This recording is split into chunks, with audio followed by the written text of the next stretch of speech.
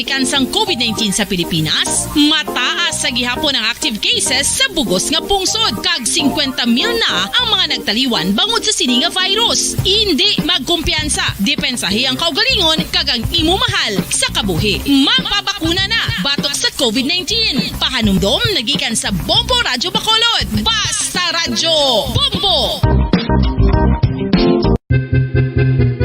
San o ikaw ulihi nga nag-ilis ang sponge nga ginagamit mo sa paghugas sa mga kitchen utensils? Ang kitchen sponge mga kabombo, ang mas mahigko pa sa toilet. In fact, ginpahayag sang microbiologists nga ang mga butang nga ginagamit naton sa pagtino sa mga dishes ang pinakahigko nga bagay sa balay. Sa isa ka pagtuon nga na-publish sa journal nga Scientific Reports, ang spongy bacterial colonies ang mas delikado sa aton ikaayong lawas. Bangod sini, ginarekomendar sa mga researchers nga dapat islan ang sponge kada simana. Ang kitchen ang lugar sa aton balay kung sa diin nagasugod ang mga new bacteria. Bangod sa human traffic kag food preparation. Bangod ang sponge ang masami nga warm, mabasa kag matrace ang old food. Ini ang ideal nga breeding ground para sa bacteria. Suno sa pagtuon, maayong idea nga tinluan ang sponge kada tapos gamit. Apang ginasuggest sa mga researchers nga regular nga islan ang kitchen sponge. Ang kitchen ang lugar sa aton balay kung sa diin nagasugod ang mga new bacteria. Bangod sa human traffic kag food preparation.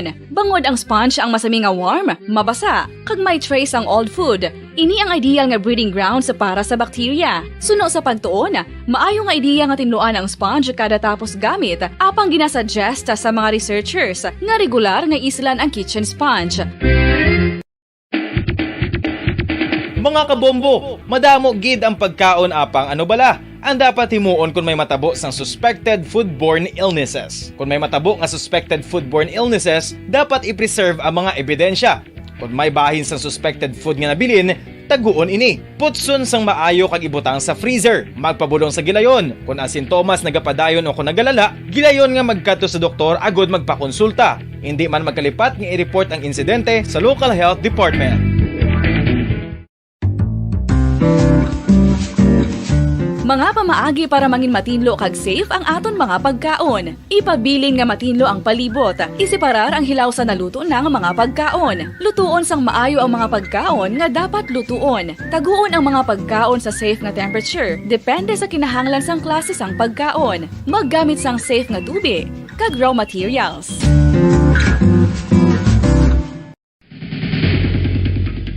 Ang food safety ang nagagarantiya nga ang pagkaon hindi makatugas sang anuman nga halit sa consumers o kung makakaon sini, samtang ini ang ginahanda o kung nakaon. May ara man sa ginatawag food and waterborne diseases o kung grupo sa mga balatian, tugas ang anuman nga infectious o kung non-infectious agents. Ang mga masunod ginakabig common causes ng food and waterborne diseases. Unsafe nga ginahalinan sa ginainom nga tubig, improper disposal of human waste, unhygienic practices, unsafe food handling and preparation practices. Isa ka bala sa mahinuptanan nga ido, mangin responsable nga dog owner. Bilang nagapanag-iyas ang ido, siguraduhon nga ang mga ini ang regular nga nabakunahan batok sa rabies. Ipaidalom ini sa mandatory registration. Siguraduhon nga hindi ini manginlayaw o kon magsigilagaw o kon libot sa mga kalye o kon sa anuman nga mga public places. Imo man responsibilidad nga mapag-groom ang mga ini, matagaan sa bastante nga pagkaon kag shelter. Responsibilidad mo bilang pet owner nga gastuhan ang anuman nga gastuhon medikal sa tion nga makakagat ang imo ido. Rabies is preventable. Mangin responsable nga 5 dekada nang nagtataguyod ng katotohanan. 5 dekada nang nagtatanggol sa mga mamamayan. Patuloy na nagsasaliksik at mabilis maghatid ng mga balitang siksik at malaman. Patuloy na nangunguna sa mga issue, drama, promo at serbisyo publiko. Ito ang Bombo Radyo Bacolod, ang pambansang radyo ng Pilipinas. Basta Radyo Bombo!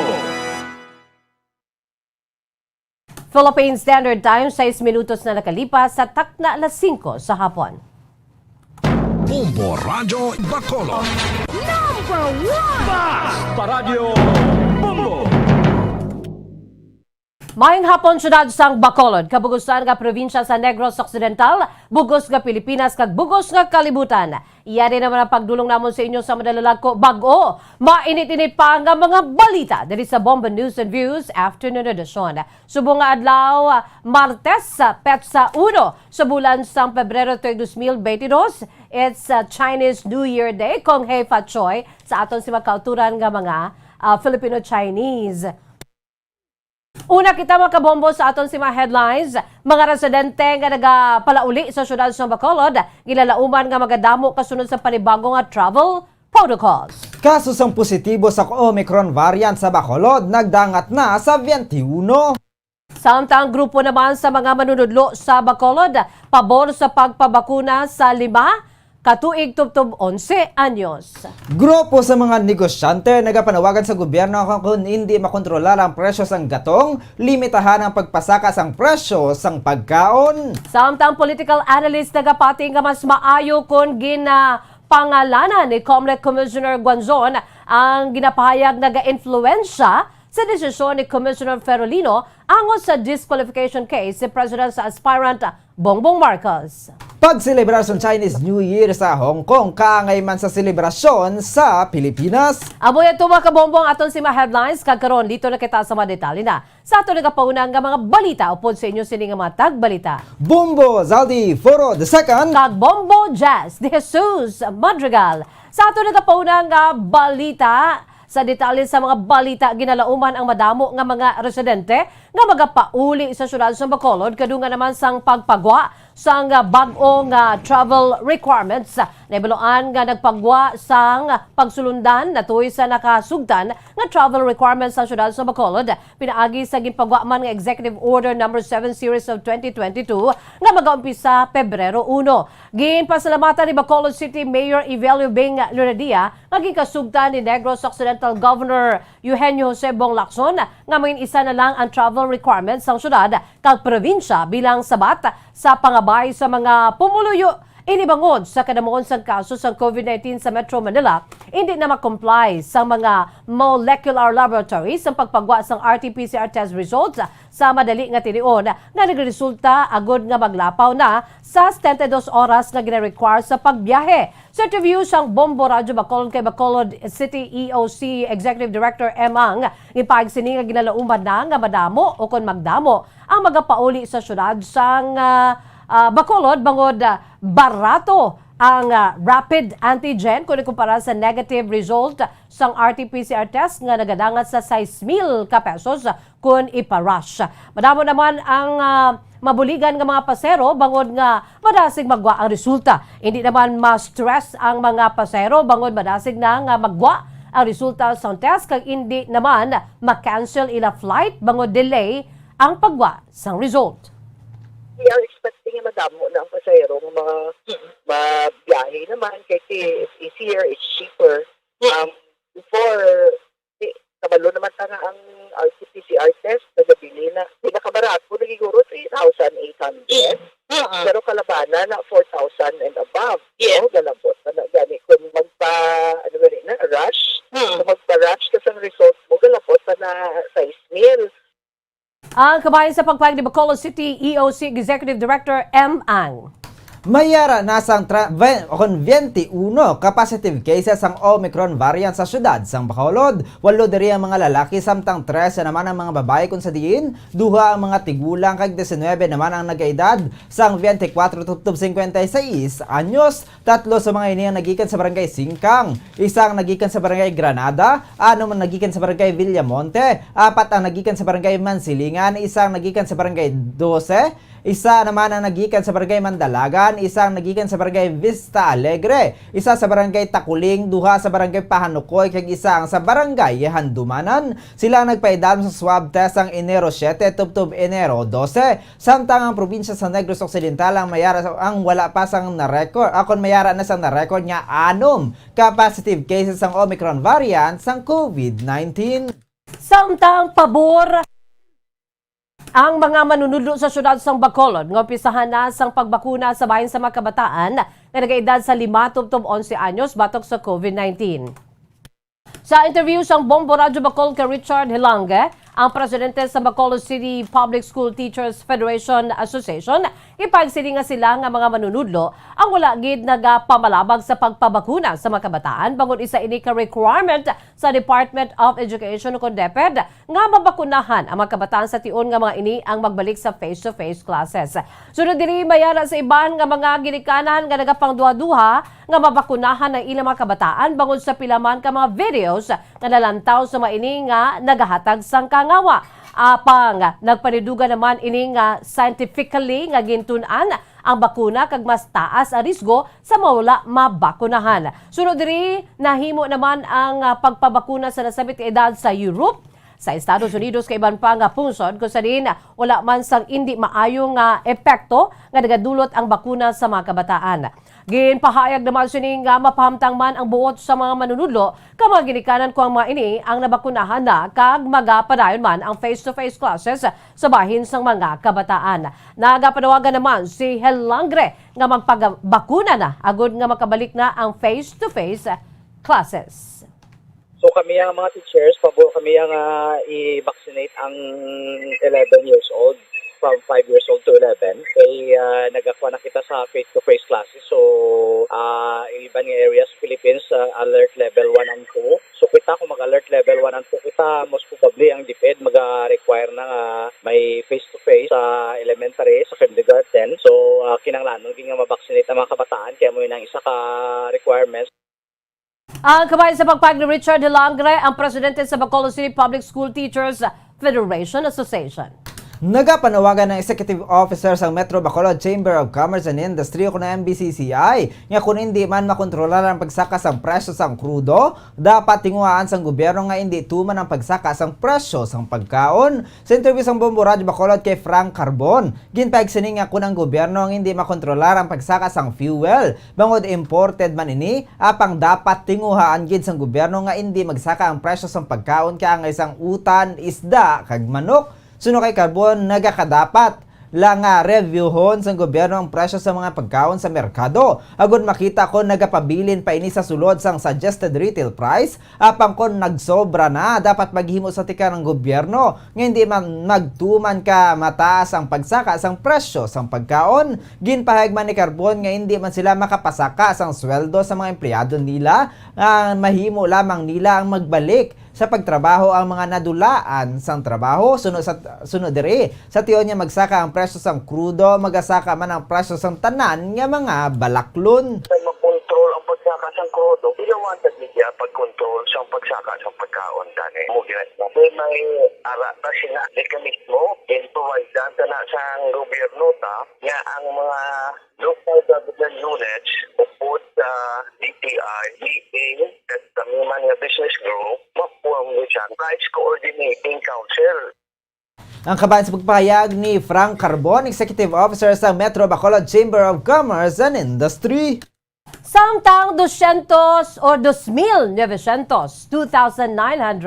nga mga residente sa banwa sa Ilog Negros Occidental nga nabiktima sang Bagyong Odette sa nakaligan nga Disyembre tuig 2021 ang makabaton sang construction materials buwas nga adlaw. Sa interview sang Bombo Radio Bacolod kay Negros Occidental Provincial Governor Eugenio Jose Bong Lacson, impagsining nga ang mga residente ang makabaton sang anom ka corrugated GI sheets kag duwa ka plain sheets. Manumduman nga ang mga apektado nga residente sa banwa sa Inubaan ang nakabaton man sang kasubong sini. 2,900 ka mga individual nga apektado sa Bagyong Odette sa nasamit nga banwa makabaton sa nasamit nga construction materials.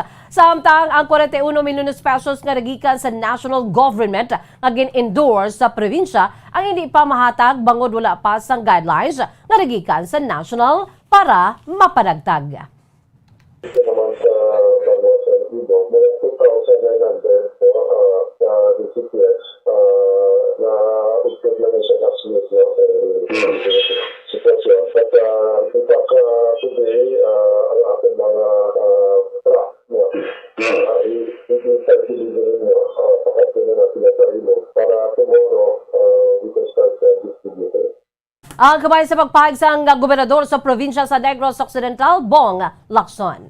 Dako ang pagpasalamat sang kongresista sa siyudad sa Bacolod nga naaprubahan ng hagna sini nga pagpatukod sang Commission on Higher Education o CONCHED Provincial Office sa siyudad sa Bacolod. Sa interview sa Bumbo Radio Bacolod kay Bacolod City Lone District Representative Greg Gasataya, ang principal author sang House Bill 4958, ginpayag sini nga ang lokal nga opisina sang CHED ang dako ang mabulig sa pagserbisyo sang ahensya sa mga Bacolodnon kag Negrosanon. Ginpasalamatan ni Gasataya si Senator Joel Villanueva, ang chairman sang Senate Committee on Higher Education kag Technical and Vocational Education sa pagbulig sini sa pagpasar sang hagna sa tion sang third kag final reading sang Lunes. Sunod diri sa tion niya mapatindog ang CHED Provincial Office sa siyudad sa Bacolod. Hindi na kinahanglanon niya magtabok sa siyudad sang Iloilo agod niya magtransaksyon sa opisina sang CHED. Ginpayag man sini nga samtang ginahulat pa ang pagpatukod sang opisina sang CHED sa siyudad, nag-request na ini sa ahensya sang staff nga igabutang sa opisina sa syudad.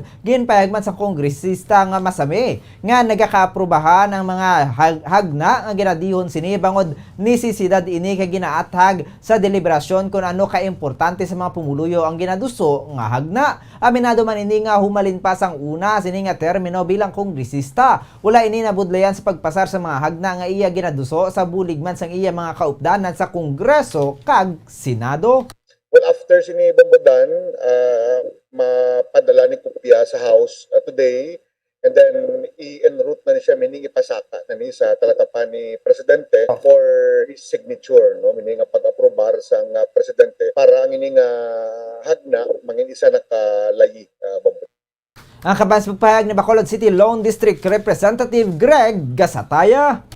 Samta nagpanindugan ang tagbababa sa Negros Occidental Police Provincial Office o CONOCPO na hindi mahimo i-manipulate sa mga kapulisan ang body-worn cameras nga ginagamit sa mga police operations. Sa interview sa Bombo Radyo Bacolod kay Police Lieutenant Abigail Donasco, ipagsining ang body-worn cameras ng PNP ang nasuksok humalin sa pag-umpisa sa operasyon tubtob sa pagpresentar sa mga ebidensya matapos sa operasyon sa mga kapulisan. Sunod sa kay Donasco, ang mga body-worn cameras ang hindi mahimo nga mamanipulahon bangod nga makitaan man sa video ang tanan nga napanghimo sa operasyon. Sunod diri ginagamit ang nasamit na camera para sa transparency. Samtang ginaingganyo man ni Donasco ng pamilya sa nagareklamo nga ginplanteran ang amay sini sa ilegal nga druga sang ini ang ginpatigayunan sang bypass operation sa banwa sang EB Magalona Negros Occidental sang tilikdan nga semana ang mahimo nga magpasaka sang kaso sa mga kapulisan bangod makitaan man sang korte kung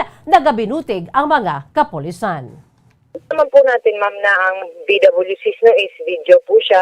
And when you manipulate it, ma'am, mahihirapan po ang police personnel kung iyan po ay gagawin niya. Kasi makikita naman po yan sa camera, ma'am, ang magiging actions niya. And kaya nga po ito ginawa, ang body-worn cameras is for the transparency. And that alone, ma'am, the video, it will show you, ma'am, kung dinaya ba o hindi.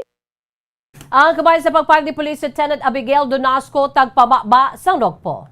Masobra 30 ka mga persona ang ginpaandaman sang task force disiplina nga wala nagasuksok sang face mask sa syudad sang Bacolod. Suno kay Wilfredo Jolingo, pinuno sang task force disiplina ginpayag sini nga nagahatag sila sa mga warning sa mga karinderya nga wala nagasuksok sang face mask sa mga personnel nga nagaserve sang pagkaon. Nagapanglibot sila kag nagapadayon sa pagpanaway o kon pagpanaway sa mga pagsunod sa health protocols. Ilaman nga gina-checkar kon mayara sang business permit ang isa negosyo. Sunod sa iya sa mga malls kag establishmento sang gobyerno, masami nga nagasuksok gid sang face mask bangod hugot ang enforcement diri. Kalabanan sunod sa iya nga wala nagasunod ang mga nagabaligya sa merkado. Nagpanugyan man ni sa mga pumuluyo nga disiplinahon ang kaugalingon bangod hindi na lamang ang ila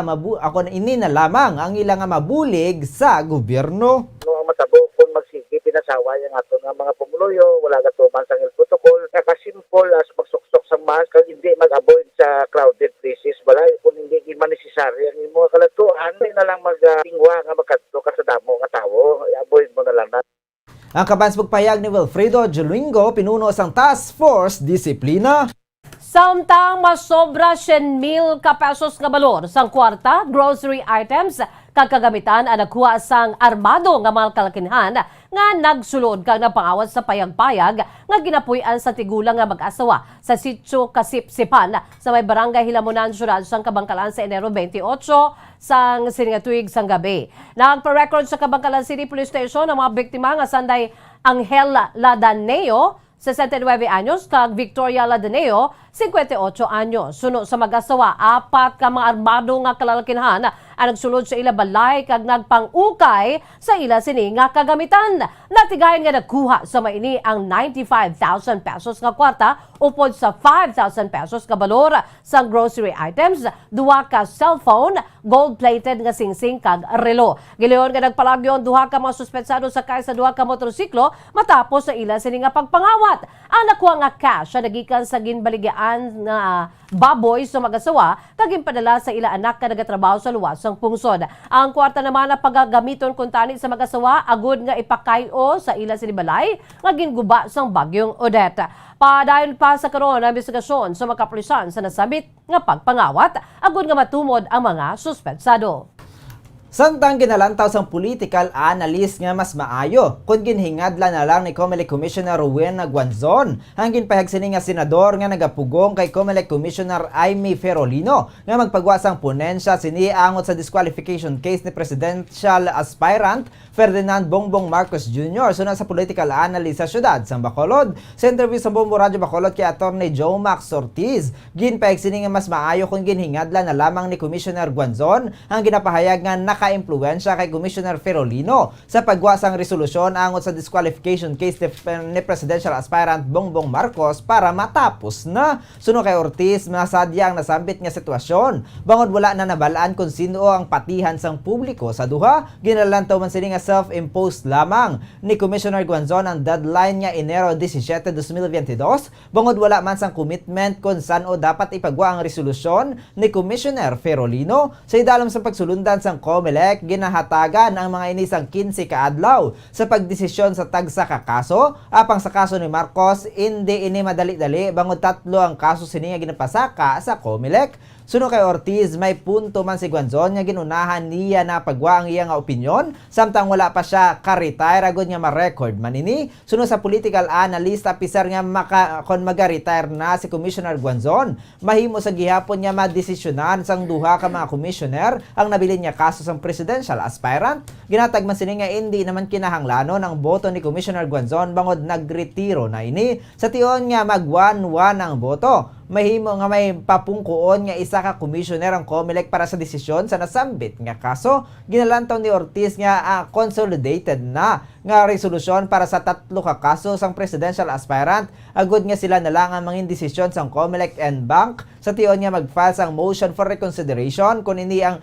ma-disqualify sa first division. Bungod magaritero na si COMELEC Chairman Sheriff Abbas, Commissioner Antonio Co. Jr. kag Commissioner Rowena Guanzon, ang presidente ang mag-a-appoint sang 3 ka mga commissioners agud makumpleto ang quorum sa pagdesisyon sa kaso ni presidential aspirant Bongbong Marcos. Ate, mas mayugitan kung ginpagwayan na lang. Once and for all, total naganda na man lang siya. May-mentionary akong sino na nag-influence siya sa iya.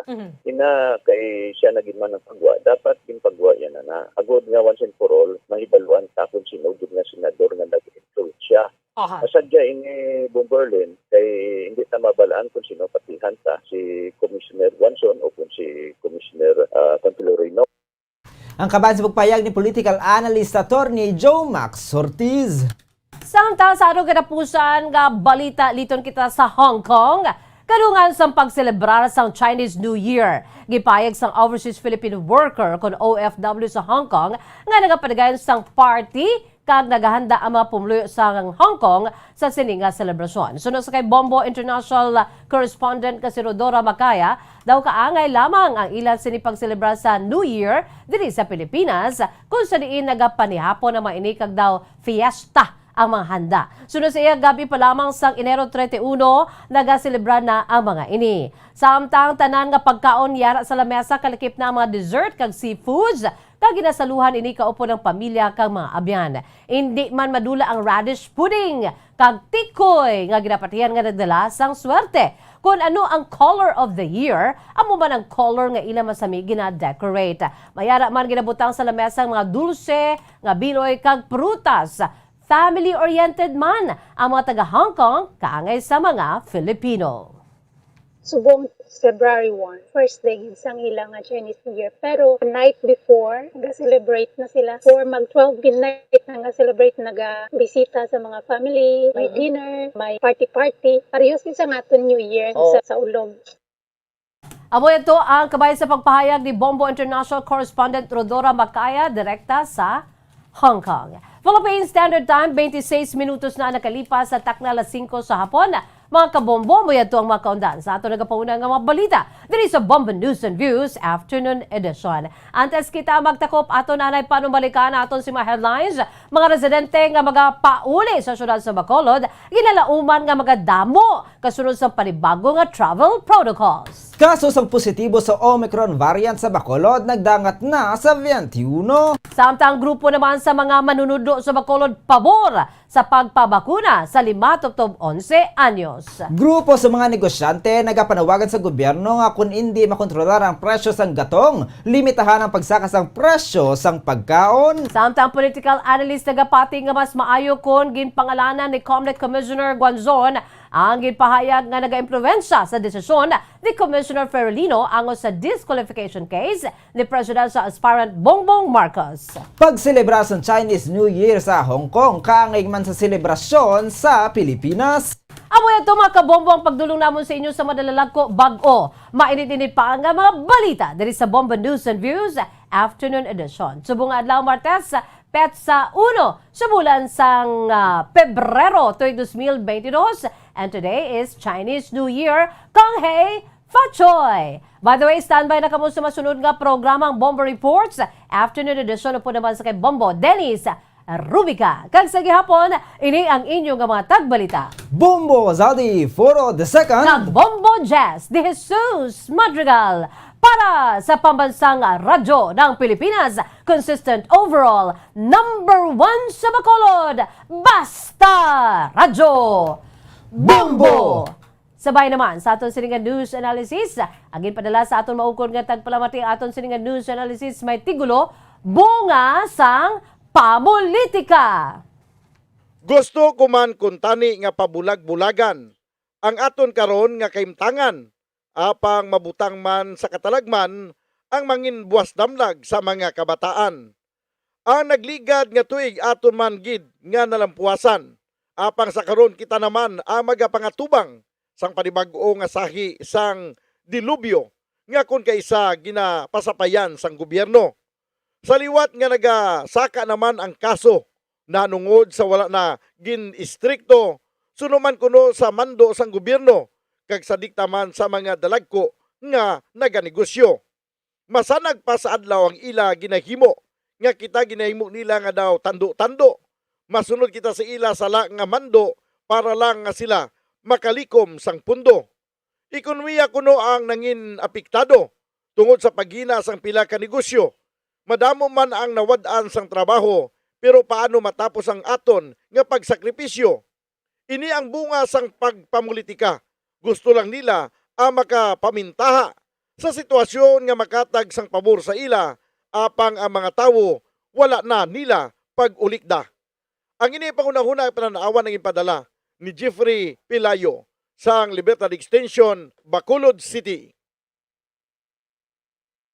Sa mga tagpalamati sang Bombo Radyo Bacolod, pwede man kamo magpadala sang inyo panghuna-huna kag pananawan sa Bombo News and Views Afternoon Edition. Care of DYWB Bombo Radyo Bacolod, CBS Development Corporation Building, Lacson Street, Mandalagan, Bacolod City. O kung pinaagi man sa email address sang Bombo Radyo Bacolod, bombo_bacolod@bomboradyo.info. Bombo Radyo Bacolod. Number 1! Basta Radio Bombo!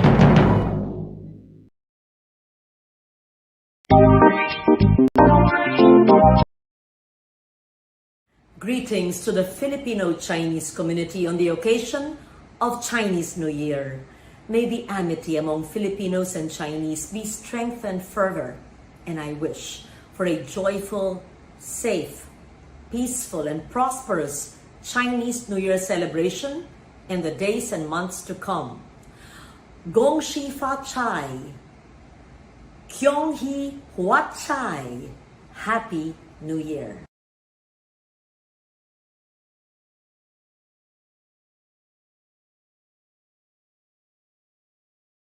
Mas mahigko pa sa toilet. In fact, ginpahayag sang microbiologists nga ang mga butang nga ginagamit naton sa pagtino sa mga dishes ang pinakahigko nga bagay sa balay. Sa isa ka pagtuon nga na-publish sa journal nga Scientific Reports, ang spongy bacterial colonies ang mas delikado sa aton ikaayong lawas. Bangod sini, ginarekomendar sa mga researchers nga dapat islan ang sponge kada simana. Ang kitchen ang lugar sa aton balay kung sa diin nagasugod ang mga new bacteria. Bangod sa human traffic kag food preparation. Bangod ang sponge ang masami nga warm, mabasa kag matrace ang old food. Ini ang ideal nga breeding ground para sa bacteria. Suno sa pagtuon, maayong idea nga tinluan ang sponge kada tapos gamit. Apang ginasuggest sa mga researchers nga regular nga islan ang kitchen sponge. Ang kitchen ang lugar sa aton balay kung sa diin nagasugod ang mga new bacteria. Bangod sa human traffic kag food preparation. Bangod ang sponge ang masami nga warm, mabasa kag may trace ang old food. Ini ang ideal nga breeding ground sa para sa bacteria. Suno sa pagtuon,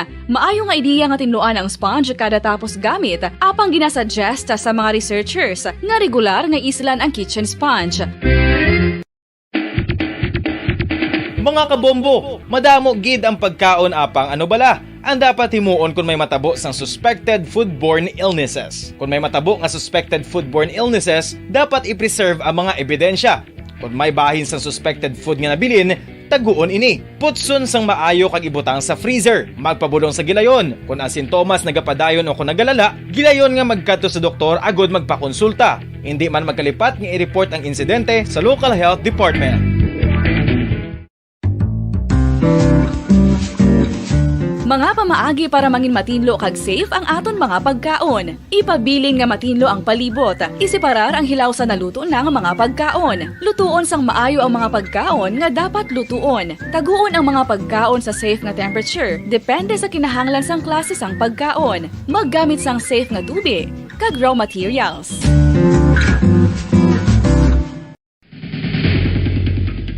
Ang food safety ang nagagarantiya nga ang pagkaon hindi makatugas sang anuman nga halit sa consumers o kung makakaon sini, samtang ini ang ginahanda o kung nakaon. May ara man sa ginatawag food and waterborne diseases o kung grupo sa mga balatian, tugas ang anuman nga infectious o kung non-infectious agents. Ang mga masunod ginakabig common causes ng food and waterborne diseases. Unsafe nga ginahalinan sa ginainom nga tubig, improper disposal of human waste, unhygienic practices, unsafe food handling and preparation practices. Isa ka bala sa may hinuptanan nga ido, mangin responsable nga dog owner. Bilang nagapanag-iyas ang ido, siguraduhon nga ang mga ini ang regular nga nabakunahan batok sa rabies. Ipaidalom ini sa mandatory registration. Siguraduhon nga hindi ini manginlayaw o kon magsigilagaw o kon libot sa mga kalye o kon sa anuman nga mga public places. Imuman responsibilidad nga mapag-groom ang mga ini, matagaan sa bastante nga pagkaon kag shelter. Responsibilidad mo bilang pet owner nga gastuhan ang anuman nga gastuhon medikal sa tion nga makakagat ang imo ido. Rabies is preventable. Mangin responsable nga dog o kon pet owner.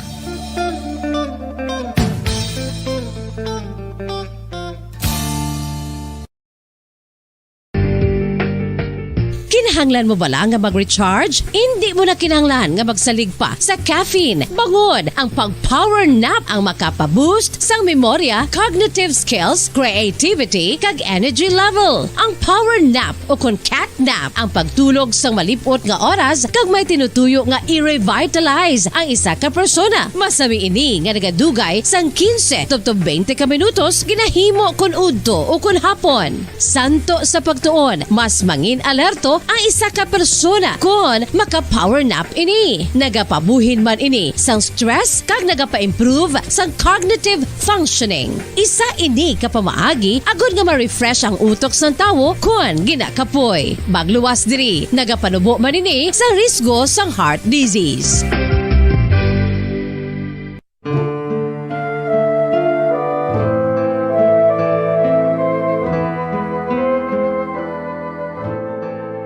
Mangamuyo para sa 2022 elections. Sa ngalan sang Amay, sang Anak, kag sang Espiritu Santo.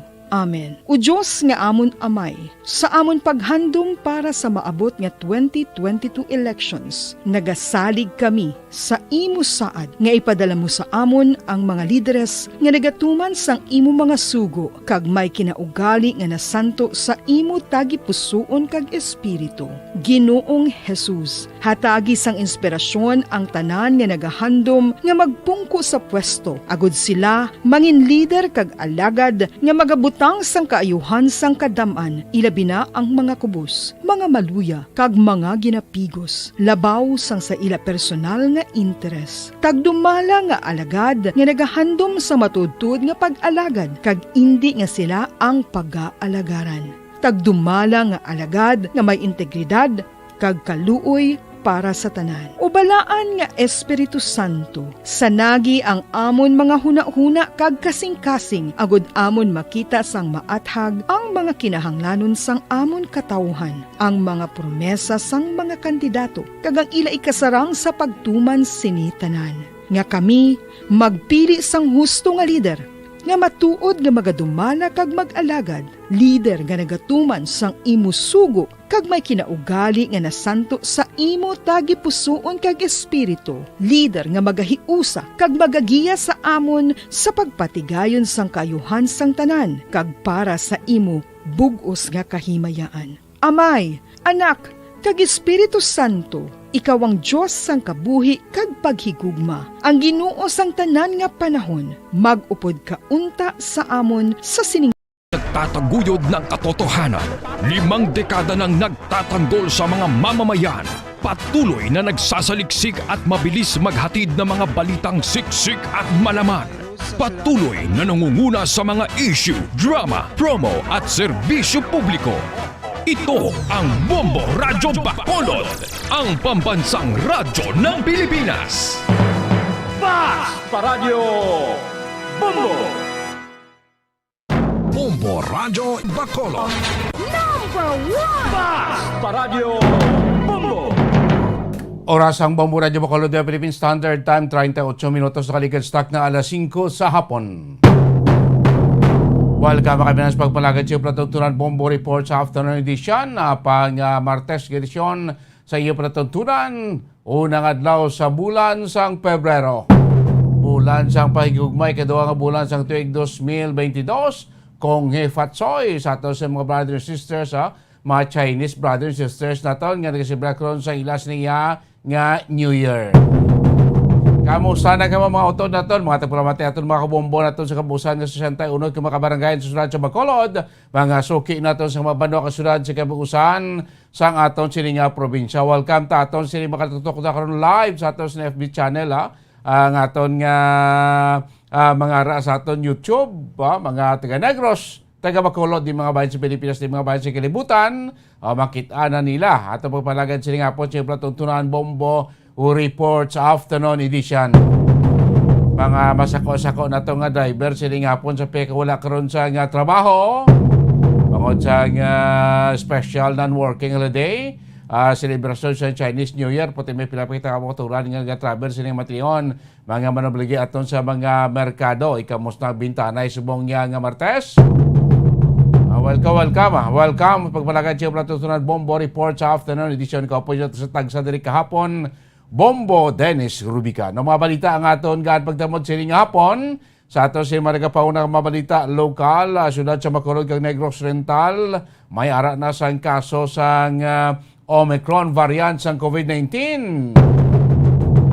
Santang kaso nga murder, amo ginagin pa sa karon, batok sa kay Constancio Canoy, angot siya sa kamatayon ni Police Corporal Nestor Madelo.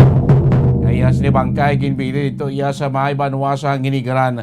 Samtang kapeno 8 milyones pesos nga valor iya sa Cebu ang natagaan nga makonfiscate sa kapulisana sa siyudad sa San Carlos sa bulan lamang sang Enero siniya nga tuig. Sa balita naton sa palibot ya sang pungsod Pilipinas, ang DOH sa pag-uuna karon sa guidelines, natoy sining paggamit sining self-administered antigen test kits mga kabinan. Sino lang pwede makagamit sining self-administered nga antigen test kit. Samtang dugang pagkidyaton nga mga balita nasyonal, isa ka abo sayap, isa ka sundalo patay sa enkwentro sa probinsya sang Sulu.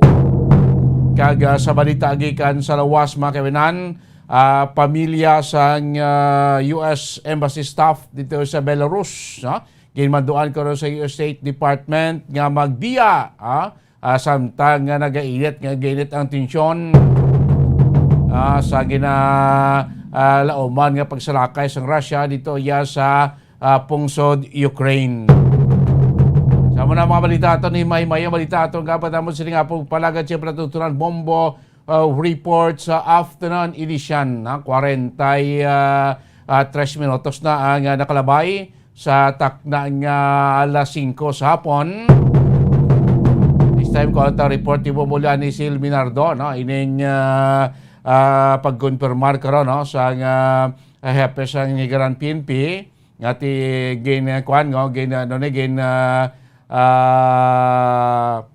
desisyonan sa prosecutor ang kaso nga murder ang ipasaka batok sa sining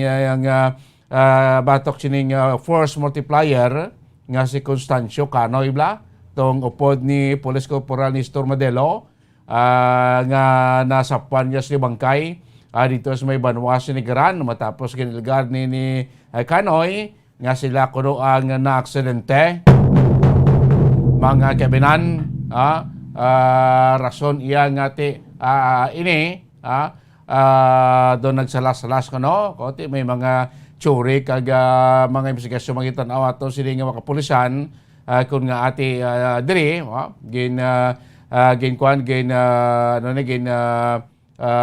desisyon sa prosecutor nga kaso nga murder ang i-file sa sining kung ipasaka sa batok kay Constancio Canoy. Kagining balor sang Cebu, mga 8 milyon sa bulan pala sa Enero, magkabinan, dito iya sa may siyudad sa San Carlos, 8 million pesos na award sa Cebu, ang natigayon nga ma-recover, prote sa kabugusan sa tuig 2021, dako-dako pagidya, nga Cebu na-recover for this Bacolod, doon last week, dako pagito ya, abang 3 kilo sa isa lang niya ka okasyon, 20.4 million pesos nga balor ya sa Cebu na-recover. At least naman yun kay dodalag ko nga mga dodalag ko nga bulyom sa mga Cebu ang napag-recover sa aton sila nga mga otoridad last year kag early this year sining bulan niya sa Enero mga kabanan. So kuwanta report sa bumbulan kuwanta report ni Bombo Liani sa patrol. Kaya kamusta ang tanay palibot sunod sa Bacolod sa bunga matiniw ti silitan sa holiday kita special and working holiday ti madamo-damo man gapon mo ito dato naggawa sila puluyan naglagaw-lagaw siniya nga adlaw sa Martes ti boss balik naman kita sa normal nga lekuton balik naman kita sa aton siniya nga trabaho sa publiko o kung pribado man nga taratapan mga kabinan medyo gamay-gamay ang bulyom sa pasero pati may mga utol pagkitagyapon niya sila kung naggawa sila sa mga puluyan munang subong iyang asinaryo ko sila aton mga Chinese brothers and sisters nagasilibra ko sa ila sila nga New Year bag-ong tuig para sa aton sila mga Chinese nga mga kauturan. Ikaw na kita sing pandemya tani subong masadya na nga sa Bacolod sa Bacolawjat Festival ang dala sa dinagsa naman ng mga kauturan naton kuha naman gutok-gutok naman ang trapiko ko na muna. Galing kay ti bangon may pandemya, almost 2 years na wala kita iya sa pagpatagayon sa pagtinipon-tipon, especially ining Bacolawjat Festival. Way kita gani sing kuan, way kita gani sing Mascara Festival. Bangod man niya sa kaso sa COVID-19. Mga kabinan, sige lang after sa pandemya, tanan nga mga festivity, tanan nga mga okasyon, mga kabinan, mabalikan tani mga kabinan ang aton ato siling Mascara Festival, Bacolodjat Festival, mga pilpista naton sa mga banwa kang syudad, mga religious festival naton, mabalikan tagid ni after nga magkuha na niya, ma-control ta na ang coronavirus, no?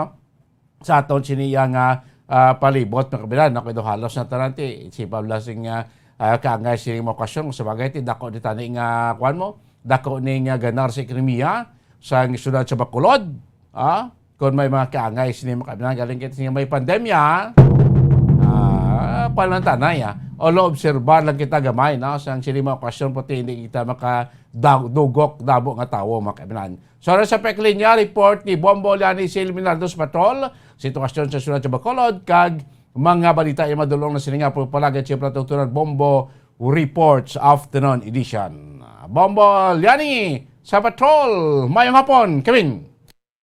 Bombo Dennis, live kita diri subong sa South Road, Capitol, Laguna, Bombo Dennis, no? Kung sa din makita diri naton sa akon nga likuran, sa madamo sa mga kauturan naton diri nga mga Grab drivers, sini kon mga delivery rider bala sa nga pagkaon sini Bombo Dennis na nanari-sari sini nga kumpanya ang ari diri. Sa Bombo Dennis sa pagpadulog na rin naton, gin-checkar man naton ang dalan Lacson kay ti subong na celebrar man ang pipila naton ka mga kauturan sa nga Chinese New Year. So kung Hefat Choy sini sa aton nga mga kauturan na Bombo Dennis nga mga ari diri subong, no? Ilabi na gini mga businessman diri sa may syudad sang Bacolod, Bombo Dennis. No? Yes, Bombo Dennis. Pagkita may nakita nga nagabitay nga Chinese lantern sa dalan Lacson. So wala Bombo Dennis na wala ako diri may nakita. Sa may kagina. Sa may dalan sa nga Gatuslaw, Bombo Dennis, may ara. Yes, sa may Mandalagan sini Bombo Dennis. So may nakita sa may sa Premier Mall bala Bombo Dennis, may mga pipila dira nga naka-bitay. Mall. Yes, correct kada Bombo Dennis. Sa Bombo Dennis sa pagcheckar diri naton sa may dalan sa Lacson. So mo gid ang mambal nga do ka busy gid subong kay ti rush hour na tagpululi na sang mga pipila naton ka mga kauturan no nga halin pa sa Ulubrahan kay diri sa may ang lagun naman sa sulod sang lagun na Bombo Dennis may mga pipila pa diri ka mga kauturan man naton ang naga-jogging no naga-walking nga mga senior citizen naman na Bombo Dennis so kon may mga edad-edad na no sa subong amo na ang sitwasyon diri Bombo Dennis matawhay kag malinong ang syudad sang Bacolod medyo ang galaw sang traffic mura na galing Bombo Dennis ndo kahinay gid kon medyo ma-traffic gid ang dalanon sa Bombo Dennis. Pwede ko damo si mga food delivery driver sa likod mo po why gro na ba si do hinay-hinay sa mga orderanay. Yes, sa Bombo Dennis. So, diri na din ilang tambayan gid akong hapon no nagapahunay-hunay na diri sila kay ti medyo makapoy man kay ira do ka init gid katama sang ugtong adlaw hasta mag-alas 3 gani kay gina Bombo Dennis do kasakit sa gyapon sang init sa subong do medyo nagagalom-galumon sini ang aton nga tiyempo man diri sa may syudad sang Bacolod pero kaluyan nga hindi lang mga ulan gid do Bombo Dennis. Kay ti mga Bombo Dennis. Mauluhandong na di ang area mo pag amo ning oras. Yes. Correct, Bombo Dennis, mahangin, no? Kanami sang bagusbos diri sang hangin kag damo sang puno sang kahoy nga pwede mapasilungan diri. Okay. Sa Bombo Dennis, update naton ini ang kaso no ni Police Corporal Nestor Madelo kag ni Constancio Canoy Bombo Dennis no ang ginaaligar sini nga amo ang wigit sinibala sang bangkay dito sa may hinigaran kundi inabunggo diri sila sa may sumag sa nga tinalikdan Bombo Dennis ng mga sinimana. Bombo Dennis na pasaka na ini sa nga kapulisan o kana sang pamilya man ang kaso kagangin pasaka gid nga kaso no angot sini sa pag wigit patay sa kay Police Corporal Maldelo is murder ini Bombo Dennis no so may intent to kill gid Bombo Dennis nagwa dito kay tigin ang nagresolve sini ang prosecutor so ang nagwa sa resolution sang prosecutor kag kasubong man sa kapulisan is murder gid ang ginpasaka so may mga revelation ini siya Bombo Dennis nga sang time to gali Bombo Dennis nga namulang ini sila ni Police Corporal Madelo is again sugo ini siya o kana nag-arkela nga ma-drive siya sa nga pedicab Bombo Dennis sa bayad nga 1,500. Abang Bombo Dennis ang natabo is na perde ini sa bulang si Police Corporal Madelo rason nga wala ini siya mabayaran sang 1,500. Susunod sini sa panaysayan sang suspetsado kag sa pahayag man ni Police Captain Ryan Villasario nga ang iya sini revelation is ginhungod niya Bombo Dennis Bongo ini ang pedicab nga gintunaan sang kamat. Yes, pedicab Bombo Dennis. Bombo lane, multicab guro kay pedicab ti mo nang kuan. Multicab, yes, multicab Bombo Dennis. Carry, yes, ang carry sini Bombo Dennis. Kaga amo ni no nga ginatunaan sini sang kamatayon ni Police Corporal Madelo kagin suno sa iya Bombo Dennis tungod sa kakulba niya man o ginbilin niya dito sa may banwasang Hindigaran ini ang bangkay sa nga biktima niyo nga si Anay Police Corporal Madelo Bombo Dennis. So subong ayara na sa korte ang kaso sini nga murder kaga na istorya man ini siya sa nga pamilya Bombo Dennis no apang ini ang armas luthang bala nang ginaaligar nga nadula ini o kanang issued firearms gin man ini bala Bombo Dennis. So wala pa gid sa gihapon nakita no padayon pa ini nga ginapangita man sang kapulisan kay wala man siya kanang suspetsado Bombo Dennis wala man may natuad nga siya bala mismo ang nagkuha o kon diin niya inigin tago. Pumula ni 9mm ni no ang issued firearms ni Corporal Madelo. Bombo Dennis, suno sa nakita nga magazine sa kaya Police Corporal Madelo na so amo ini ang resulta sa investigasyon sa kapulisan nga may posibilidad 9mm ini ang gin-issued firearms sa kay Police Corporal Madelo Bombo Dennis. Hindi to abi nagkadtong armas man kay kung nakabunggo sa Sabago nag-travel sa Negaran no na base nahulog bala or anong plastada pag bit-bit siya sing lawas ni Corporal Madelo gintago da sa maigad siyang highway sa Negaran basi ko nahulog nawigit o nano. Yes, mo gina Bombo Dennis no kay ti sa subong wala man siya may nasugid nga gintago niya or ginkuha. So may posibilidad man nga nawigit or ano ang sistema sini Bombo Dennis kiti subong ang kapulisan na ginapangita man ni ang issued of firearms hasta sa subong Bombo Dennis. Kagawang bola ne basi bala siling ko nawigit may nakapudyot kay interesan galing kay mabalaan man ni kining issued firearms sa aton nga PNP. May tatak niya nga PNP no may tatak da nga PNP nga liter no kag amo serial number dira. So base ko may nakakita nakapudyot na kag inang armas may tataka PNP pwede gid na ma-turnover sa aton sining mga kapulisan Bombola ni.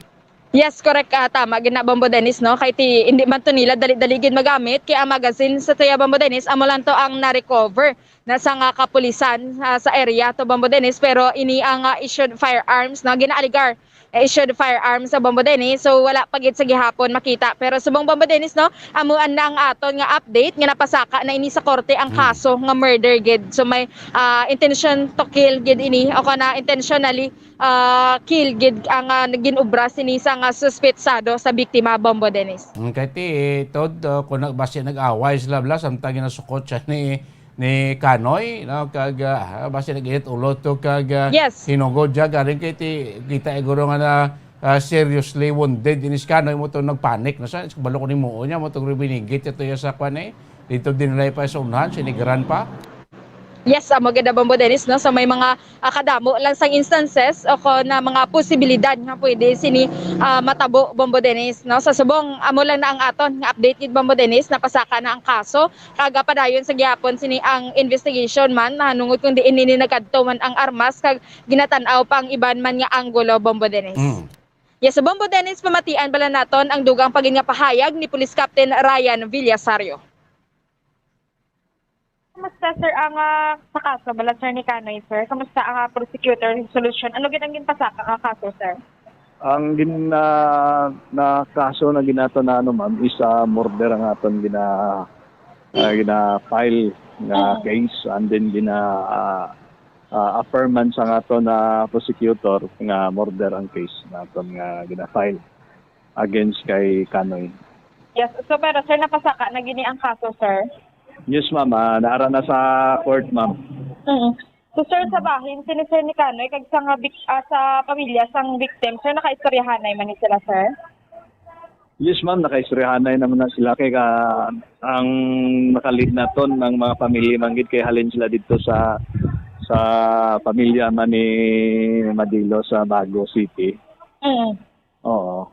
So ang both parties ni ang family man ni Kanoy sir kag ang family ni Sir Madelo kita ay man daw nakaistoryahanay man. I don't know lang ma'am kung nakaistoryahanay sila sa mga pamilya man. Pero ni Kanoy, while investigate sila, nakaistoryahanay man sila. So sir, sa subong sir, Blanco, pag isagyapon sir, no, kung ano gini ang natabo, kay ang last nga revelation is amo lang gito sir nga siya ang nagwigit yun mismo. Yes ma'am, pero may mga witnesses kita, amo lang to ang ginaton nga ginharurot niya gid, and then amo na may gina-rebuild man siya nga but amo na ang ginaanohan naton. Actually iya naman nga dipinsahan ko na iya motibo.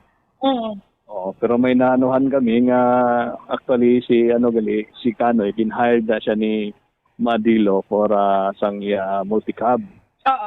Multicab nga 1.5.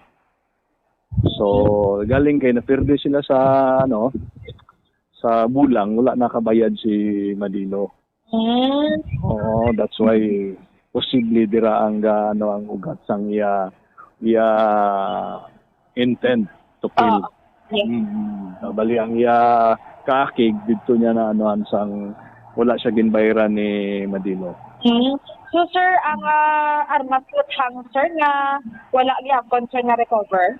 Yes ma'am, mo nang ginatinguhaan man sa aton trupa kag sa iban nga mga nga ma-recover nato ng firearms. Yes ma'am, actually ma'am may revelation siya nga amo na, pero hindi man naton magamit sa court ang revelations unless otherwise kung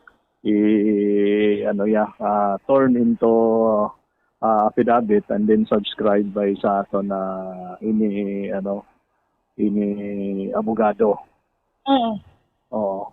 Pero may nabanggit siya nga amo na hinungdan nga ginhungod niya bunggo. Bombo Dennis, so amato ang pahayag ni Police Captain Ryan Villasario, ang hepe sinisang Hindigaran City Police Station, Bombo Dennis, no? So sa subong sige pa ni sa gyapon ang ila pangusisa man hasta nga mabalaan gid abala Bombo Dennis, no, kung ano gid ang kamatuoran sini sa pagpatay o kana sa pagkapatay sini ni Police Corporal Madelo, Bombo Dennis. Sige mo bulane kay may importante patang may likoton. Yes, Bombo Dennis, live kita diri subong sa South Road, Capital Lagoon. Ini si Bombo ni Zil Minardo para sa Pambansang Radyo ng Pilipinas, consistent overall number 1 sa Bacolod, basta radyo, Bombo. Damos salamat Bombo ni Sil Minardo. Inyo pala tutunan magapan ng balik makadagig lamang pinaka-importante nga mga pahibalo. Sa karon nga may ginapangatubang nga pandemic, importante nga halungan gid ang ikaayong lawas. Apang hindi lang physical health ang dapat hatagan sa pagtamuda, bangod importante man ang mental health. Paano bala halungan ang aton nga mental health? Una, kinahanglan nga halungan nato ang aton kalawasan kaangay sang pagkaon, pag-ehersisyo, pagtulog kag pagpahuway sang insyakto, bangod ang poor physical health ang makaapekto sang modo kag panghuna-huna sang isa ka tawo. Kinahanglan man nga mag-set sang boundaries sa tanan nga bagay, hatagan sang balorang kaugalingon kag iselebrar ang mga kadalagan bisan ano pa ini kagamay. Maayo man sa mental health ang pagpatawad sa isig kapareho. Bangod gina-release sini ang kabugat sa Balatyagon subong man ang pagkamapasalamaton. Suno sa research, dako man ang mabulig sa pagpangamuyo sa paglikaw sa stress. Tips agud malikawan ng insomnia. Ang pagtulog sang maayo ang makaapekto sa mental kag physical health sang isa ka tawo. Apang kung kaisa hindi maligar nga nagaka-eksperyensya sa ginatawag nga insomnia, gani ari ang matip sa gud malikawan ini kag mas makatulog sang maayo mga kabombo. Kinahanglan nga pareho ang oras ang imo pagtulog kag pagbangon kada adlaw agud maset ang imo nga body clock. Kun adlaw, mas maayo nga buksan ang mga kortina agud makasulod ang kasanagon, paglakat-lakat kun aga kag pag-ehersisyo. Kun gabi, likawan ang mga masanag nga screen kaangay sa mga gadgets kag TV. Limitahan man ang pagkaon kag mga ilimnon nga may caffeine kag nicotine bagod makatuga ini sang problema sa pagtulog. Likawan man ang pagkaon sang madamo, pag-inom sa alcoholic drinks, pag-inom sang madamo nga tubig kag ang pag-overthink antes magtulog.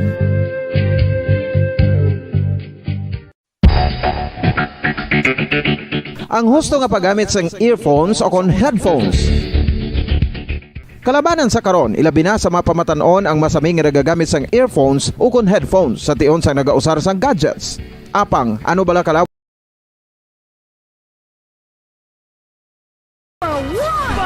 Paradyo Bombo! Balik din pagpalagad siya Platutunan Bombo Report sa afternoon edition. Sabay na kamo yung center at yung masunod dala kulabas ka maragapauna nga mga balita nasyonal. No? Doon naganubo-nubo na ito sini nga latest yung kaso sa COVID-19. Ari na, News Center sa ating Bombo Network News. News Center, come in. Sa buong mundo, narito na ang Bombo Network News Evening Edition, unang araw sa buwan ng Pebrero 2022. Para sa mga Chinese at Filipino-Chinese, isang pagbati, Konghe Fat Choi. Sa ulo ng ating mga balita, 14 na guro naghain ho ng kanilang formal na reklamo sa NBI hinggil sa nawawalang pera mula sa kanilang mga bank accounts sa Land Bank. Ang MMDA naman makikipag-ugnayan sa Department of Education para sa muling pagbabalik ng pilot test ng limited face-to-face classes sa National Capital Region. At sa ating balita sa ibayong dagat, ang bansang Russia tumugon na ho doon sa panawagan ng Amerika kaugnay pa rin sa issue ng posibleng pagpasok nito doon sa Ukraine at ang issue na rin ng Ukraine crisis. Abangan pa mamaya, magre-retirong si COMELEC Commissioner Rowena Guanzon. Kumambyo sa bantang isa publiko ang pangalan ng umano'y senador na nag-i-impluensya sa disqualification case ni Presidential Bet Bongbong Marcos, pero handaan niya itong pangalanan sa proper forum. At sa ating weather update, extension ng isang namang low pressure area. Magdadala ng ulan at posibleng baha sa rehiyon ng Mindanao at iba pang parte ng bansa ayon sa Pag-asa. Ang PNP High Patrol Group naman or Highway Patrol Group doon sa Maynilao del Norte Chief at kasamahan nito patay sa nangyaring ambush sa Maynilao del Sur. At sa ating balitang palakasan, International Olympic Committee at Winter Games organizers muling nanawagan ang pagsasantabi ng mga hidwaan ng mga bansa 3 araw bago ang opening ceremony doon sa China. Bago sa detalye, kami ang inyong mga tagapagbalita. Ako si Bombo Everly Rico. Ako naman si Bombo Dennis Hamito at ngayon sa ating mga detalye. Ito mga kabombo sa kaso ng mga nahak na bank accounts, naghain ho ng formal na reklamo sa National Bureau of Investigation ang nasa 14 na mga guro na may kaugnayan sa nawawalang pera mula sa kanilang bank deposit accounts sa Land Bank of the Philippines. Kinumpirma ito ni Victor Lorenzo, hepe ng NBI Cybercrime Division. Subalit hindi na nito inilahad pa ang mga pangalan ng naturang mga guro at iba pang mga detalye kaugnay sa kanilang inihaing reklamo. Nagugat ito mga kabombo sa issue ng matapos umapaulat ng Teachers Dignity Coalition na ilang mga guro nga ang nawalan ng kanilang pera sa kanilang bank accounts na nagkakahalaga ng nasa 26,000 hanggang 121,000 bawat isa mula ho sa kanilang mga accounts. Makaraang ito ay mahak umano. Matapos ang pagsisiyasat, napag-alaman na nahak nga talaga ang naturang mga device na ginagamit ng mga guro sa pamamagitan ng phishing kung saan ay nakompromiso ang kanilang personal information. Bagamat nauna na ring itinanggi ng Land Bank na walang nangyaring hacking na dun sa kanilang sistema at nananatili daw itong secured, pero tuloy pa rin ang pagsisiyasat ng mga otoridad. Bagkus ay resulta raw ito ng fraudulent transactions gamit yung mga accounts ng mga guro na nagresulta naman sa phishing scheme. Sa iba pang mga balita, ang MMDA naman makikipag-ugnayan sa Department of Education para sa muling pagbabalik ng pilot limited face-to-face classes. Kaugnay niyan, may karagdagan pang detalye si Bomber Raymond Tinaza. Bombo Ever, Bombo Dennis, magipag-ugnayan nga ang Metro Manila Development Authority o MMDA sa Department of Education para sa napipintong pagbabalik na ng pilot face-to-face classes sa Metro Manila na ngayon ay nasa alert level 2 na. Sinabi ni MMDA Chairman Benhar Avalos na naging maganda ang unang beses na pilot test ng face-to-face classes noong isang taon at mahalaga niyang may magpatuloy ito. Ayon kay Avalos, magpapagdialogo sila kay Education Secretary Leonor Briones para maplansya ang mga kailangang panuntunan sa pagbabalik ng pilot test ng face-to-face classes. Ito niya ay para matiyak na walang mangyaring hawahan ng sakit sa mga mag-aaral at mga guro na sasali sa expanded face-to-face classes. Sa unang report ni Secretary Briones kay Pangulo Duterte, wala isang kaso ng COVID-19 silang naitala sa panahon ng pilot test ng face-to-face classes noong nakalipas na taon. Umaasa naman si Avalos na sa pagkatong ito na muling magbabalik ang face-to-face classes ay manatiling ligtas ang mga bata at mga guro laban sa impeksyon ng COVID-19. Bombo Raymond? Yes, Bob Dennis. So, may mga nakikita pa ba silang mga final adjustment at saan ba ito isasagawa? Dito lang ba yan sa Metro Manila o nationwide na itong target nila, Bombo Raymond? Well, yung mga lugar lamang na nasa alert level 2, Bombo Dennis, yung pagsagawaan ng pilot face-to-face classes. At kabilang nga dito yung Metro Manila. So far, yun pa rin naman dati yung mga paaralan na kumbaga sinubukan na ng pilot face-to-face classes sa Metro Manila. Ayun pa rin yun. Babalik lamang sila matapos ngang makansela muli noong inilagay ang Metro Manila sa alert level 3, Bombo Dennis. Okay. So, sa panig ng mga guro, Bombo Raymond, yung designation nila para dito sa pagsasagawa ng mga balik-eskwela na ito, actually, Bombo Raymond, how about dun sa preparasyon naman? Dun sa, di ba, may mga guro din na itatap bilang Board of Election Inspectors, Board of Election Tellers, hindi ba maapektuhan yung bilang ng mga guro na magpa-participate dito sa magkahiwalay pero magkasabay ng mga pagkakataon na ito, Bombo Raymond? Well, by that time, pagsapit ng Mayo ay bakasyon na rin, so wala ng klase. So, kumbaga, available na rin yung lahat ng mga guro na makiparticipate bilang Board of Election Inspectors at ilan pa na mga pwede silang itap ng Commission on Elections, Bombo Dennis. So safe dahil by that time ng election ay bakasyon na rin yung mga mag-aaral. Okay, wala bang i-require sa kanila ng mga vaccination card o ano pa man, Bombo Raymond, knowing na may iba ng mga kabataan na vaccinated na rin, may mga kabataan nga naka-booster na rin, Bombo Raymond.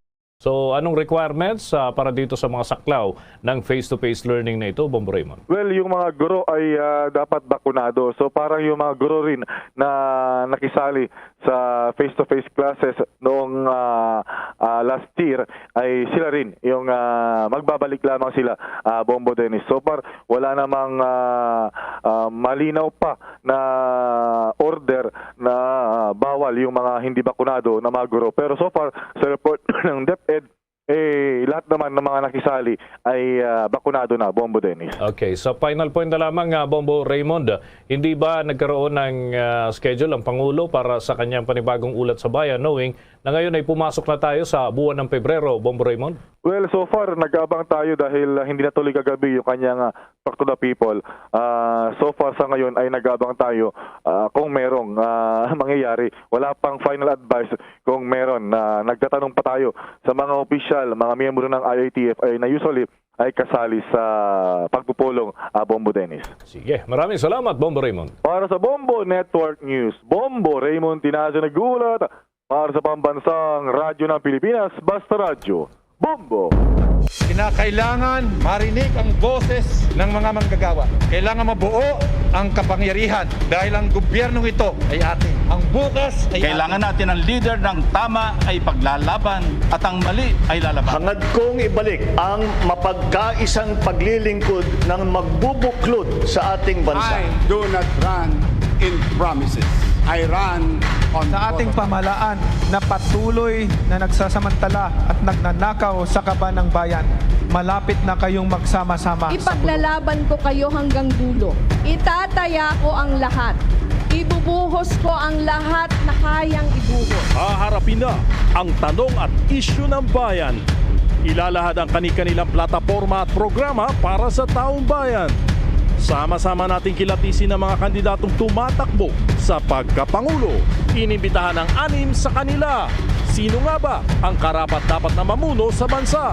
Panatas sa Bayan, the KBP Presidential Candidates Forum. Hatid sa inyo ng buong puwersa ng kapisanan ng mga broadcaster ng Pilipinas. Moderated by Karen Davila from ABS-CBN and Rico Hizon from CNN Philippines.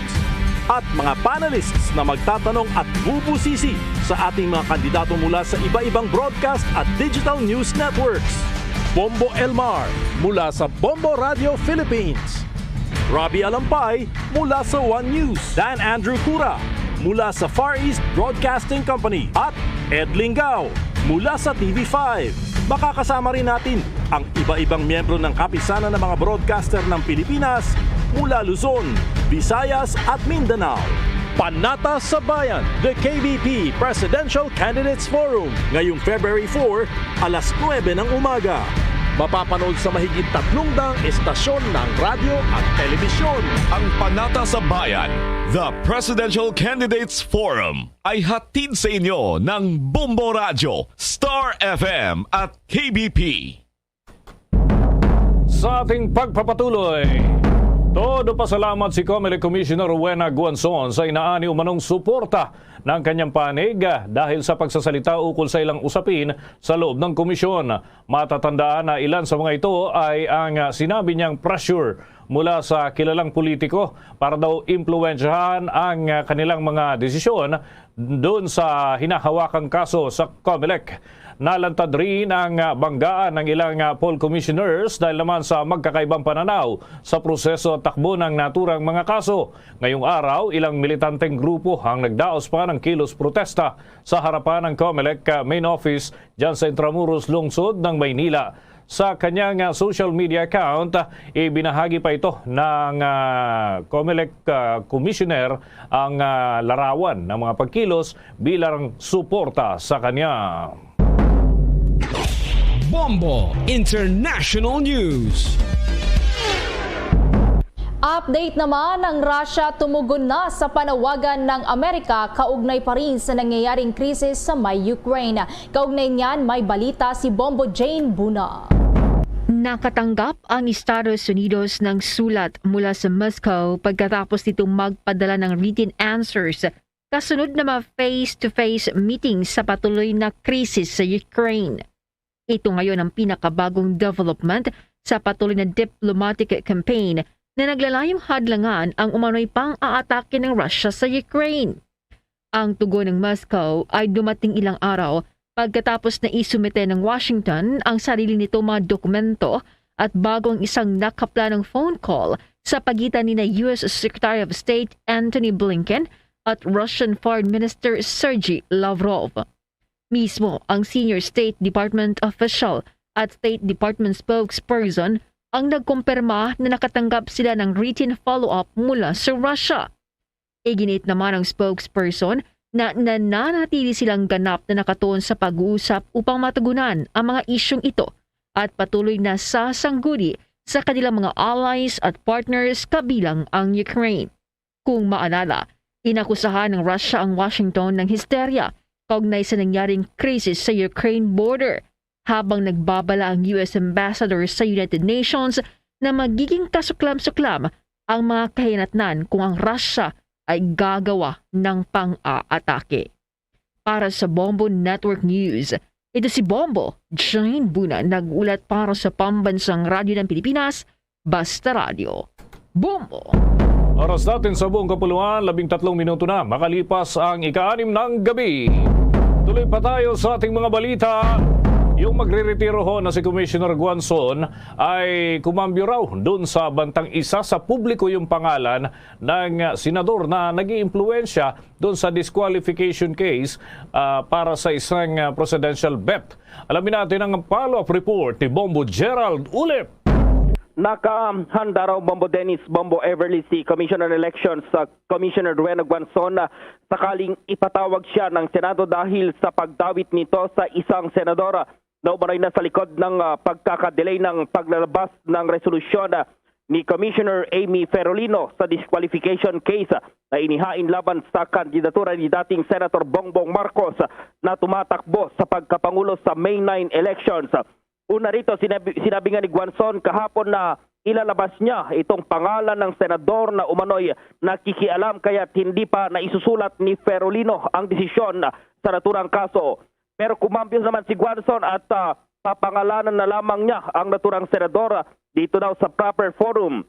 Sinabi ni Guanzon na ang naturang senador ang nag-nominate at sumuporta kay Ferolino sa kanyang appointment kahit kulang daw ito sa karanasan dito sa legal profession. Dagdag pa ng paritirang commissioner na naniniwala itong bumoto rin umano si Commissioner Marlon Casquejo na nasa First Division ng COMELEC sa disqualification case. Kaya't inipit nila ang desisyon dahil magre-retiro na rin ito bukas. Ibinunyag nito mula sa First Division ay mapupunta sa Second Division itong si Casquejo at magiging presiding commissioner sa Huwebes matapos magretiro si Guanzon. Ito ngang si papalita itong si Commissioner Rowena Guanzon dito pa rin sa mababakanting posisyon naman ni COMELEC Chairman Sheriff Abbas na magre-retiro na rin sa susunod or ngayong Pebrero bukas at magiging acting chair ng poll body itong si Commissioner Commissioner Socorro Inting. Kapag nakaupo si Inting na acting chair ay magiging presiding commissioner din ito ng First Division kung nasaan ngayon itong si Commissioner Ferolino. Kung maalala nga si Inting ang nagsulat sa ruling ng Second Division noong Enero 17 na nagbabasura sa petisyon na humihiling sa COMELEC na kanselahin itong Certificate of Candidacy ni Marcos dahil sa kanyang tax evasion conviction. Sumang-ayon din sa desisyon ang mga division members na sina Commissioners Rhea Bulay at Antonio Co. Jr. So, ang tingin ngayon ni Guanzon ay mayroong nangyayaring conspiracy or mayroon daw nagdidikta dito kay Ferolino para hindi muna niya ilalabas yung desisyon at ilalabas lamang kapag nakalipat na itong si Casquejo doon pa rin sa Second Division, Bombo Den. Mukhang masalimot ito, Bombo Gerald. Ang pangunahing concern ngayon ng mga kababayan natin, hindi ba nakaka-apekto ito doon sa election preparation, Bombo Gerald, knowing na ito'y mga kaso, may kaugnayan din doon sa nalalapit na halalan dahil mga protesta ito mga disqualification cases at yung mga partido na nagtatalo-talo kung sino ang legitimate at hindi legitimate, nandiyan pa rin, pending pa rin sa COMELEC, Bombo Gerald. So, paanong handling dyan para hindi naman maapektuhan yung paghahanda sa halalan? Well, nagtatrabaho naman sila, Bombo Dennis, pero malaki talaga yung epekto nito dahil yung decision na yan hinihintay daw. Sinabi naman ng COMELEC spokesperson na si James Jimenez na kahit panahon na ng eleksyon or sa halalan na mismo ay tuloy pa rin naman yung kaso at yung kanilang preparasyon, yung kanilang paghahanda sa nalalapit na halalan ay tuloy-tuloy naman. At yung isang problema pa dito, Bombo Dennis, ay 3 commissioner yung magre-retire na bukas at hinihiling nila na sana ay makapagtalaga kaagad si Pangulong Rodrigo Duterte dito sa mga papalita kina Commissioners Rowena Guanzon, Antonio Co. at maging ni COMELEC Chair Sheriff Abbas yung papalit sa kanila para mapunan kaagad yung mga nabakanting pwesto. Napakarami kasi, Bombo Dennis, 3 yung mababakanting pwesto at kasagsagan pa ng paghahanda dito pa rin sa eleksyon na isasagawa sa Mayo, Bombo Dennis. Oo. Usually, Bombo Gerald, para lang sa kabatiran ng ating mga taga-subaybay, saan ba nanggagaling itong mga ina-appoint na commissioner ng full body? Ito ba kapareho ba sa Supreme Court na dumadaan sa Judicial and Bar Council, Bombo Gerald? o ito'y prerogative ng presidente piliin kung saan man galing itong mga commissioner na ito, Bombo Gerald? Ang sinasabi kanina ni Commissioner Guanzon ay dito na lang sa pagbasehan natin yung case kay Commissioner Ferolino, may nag-recommend daw sa kanya para maging commissioner. So yan yung sinasabi kanina ni Commissioner Guanzon na kaya daw kontrolado itong si Ferolino dahil nga in-appoint or talaga namang yung pagkakatalaga niya ay mula sa isang senador, kaya ganyan yung case. At sinabi ni Guanzon kanina na alam na rin daw nung asawa nitong senador na to yung nangyayari dyan, Bombo Dennis, kaya yung senador na yan, nakatakdang pangalanan nga ni Commissioner Guanzon kapag mayroong investigasyon itong Senado na isasagawa at dyan niya daw isisiwalat, Bombo Dennis. Oo. Ang karamihan dito sa mga naitatalaga, kung di ako nagkakamali, Bombo Gerald, mga abogado, no? Pero pwede rin ang hindi abogado. Just like doon sa kaso naman ni dating Commissioner Grace Padaka, Bombo Gerald, tama ba? Oo, ay si Grace Padaka, dating announcer, dating mamamahayag yan ng Bombo Radio Kawain, Bombo Dennis. Oo, pwedeng hindi rin abogado. Pero karamihan dito ngayon, abogado lahat, Bombo Dennis, itong si Commissioner Socorro Inting, kung hindi ako nagkakamali, galing sa Court of Appeals to at nalipat dyan sa COMELEC. So karamihan sa kanila ay naging commissioner, kagaya ni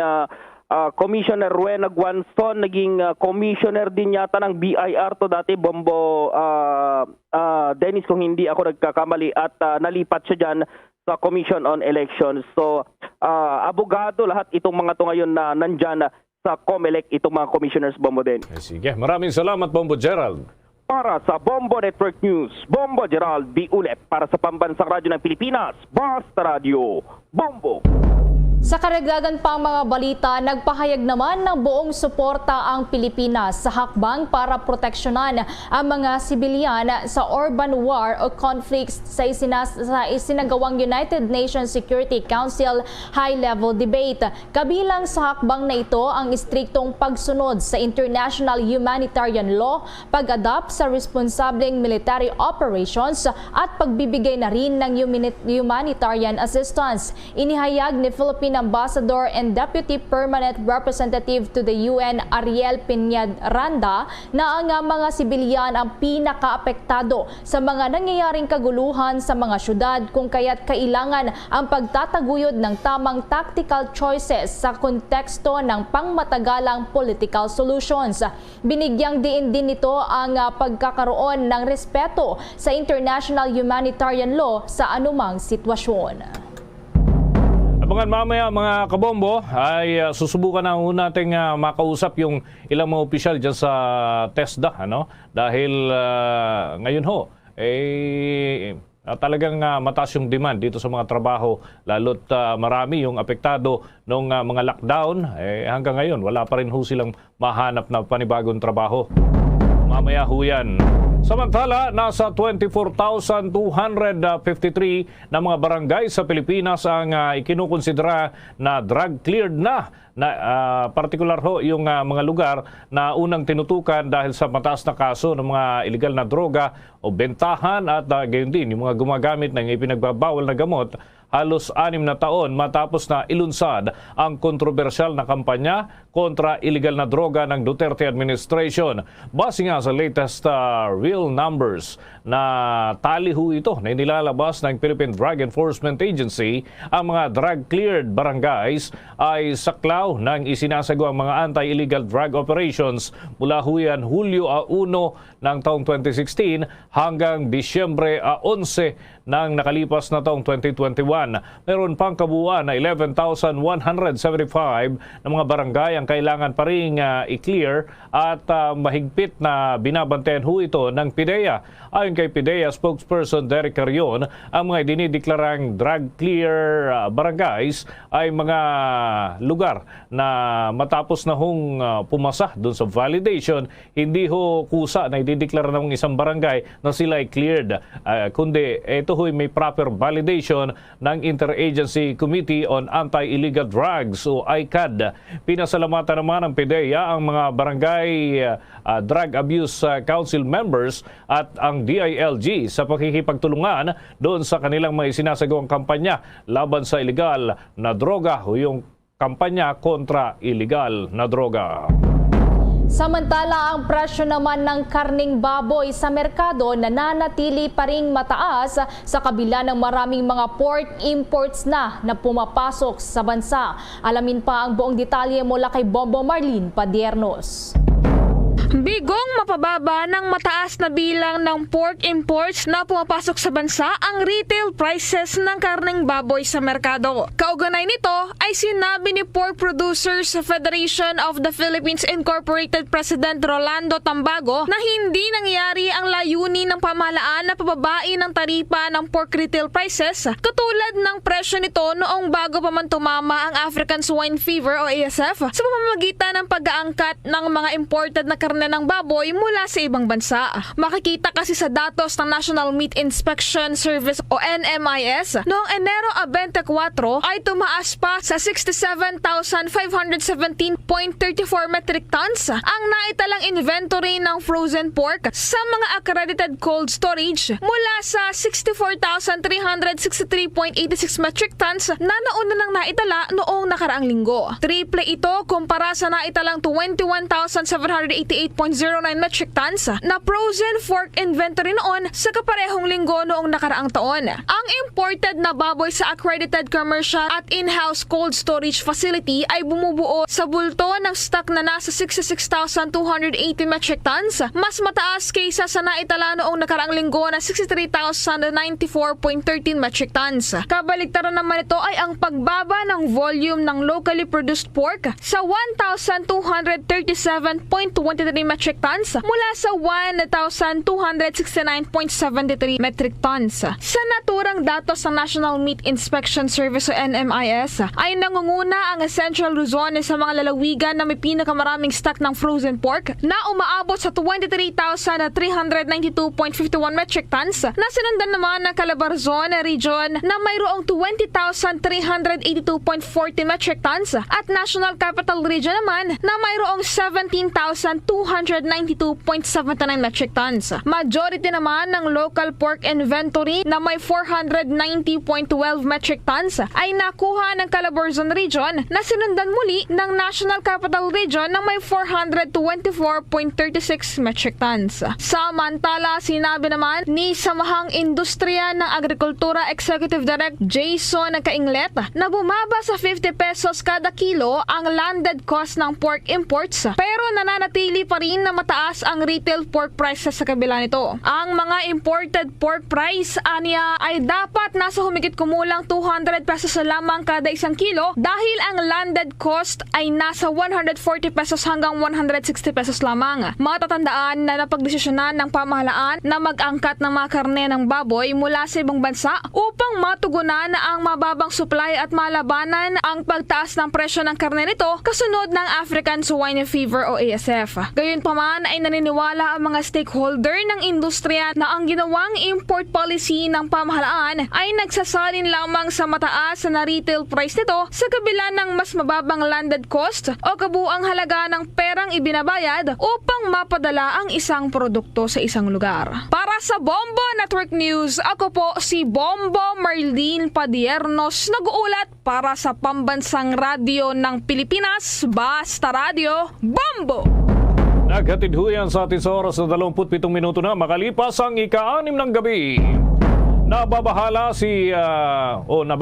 ang ilang senador kaugnay ho dito sa nalalapit na eleksyon dahil sa posibilidad na maraming butante raw ang maaaring ma-disenfranchise sa nalalapit na 2022 elections dahil sa ipapatupad ng mga protocol sa mga presinto. Ayon ho dito kay Senator Amy Marcos, ang chairperson ng Senate Committee on Electoral Reforms and People's Participation, nakukulangan pa rin sila sa ginagawa ng COMELEC na simulation at yung mock elections sa mga piling lugar sa ating bansa dahil pa rin sa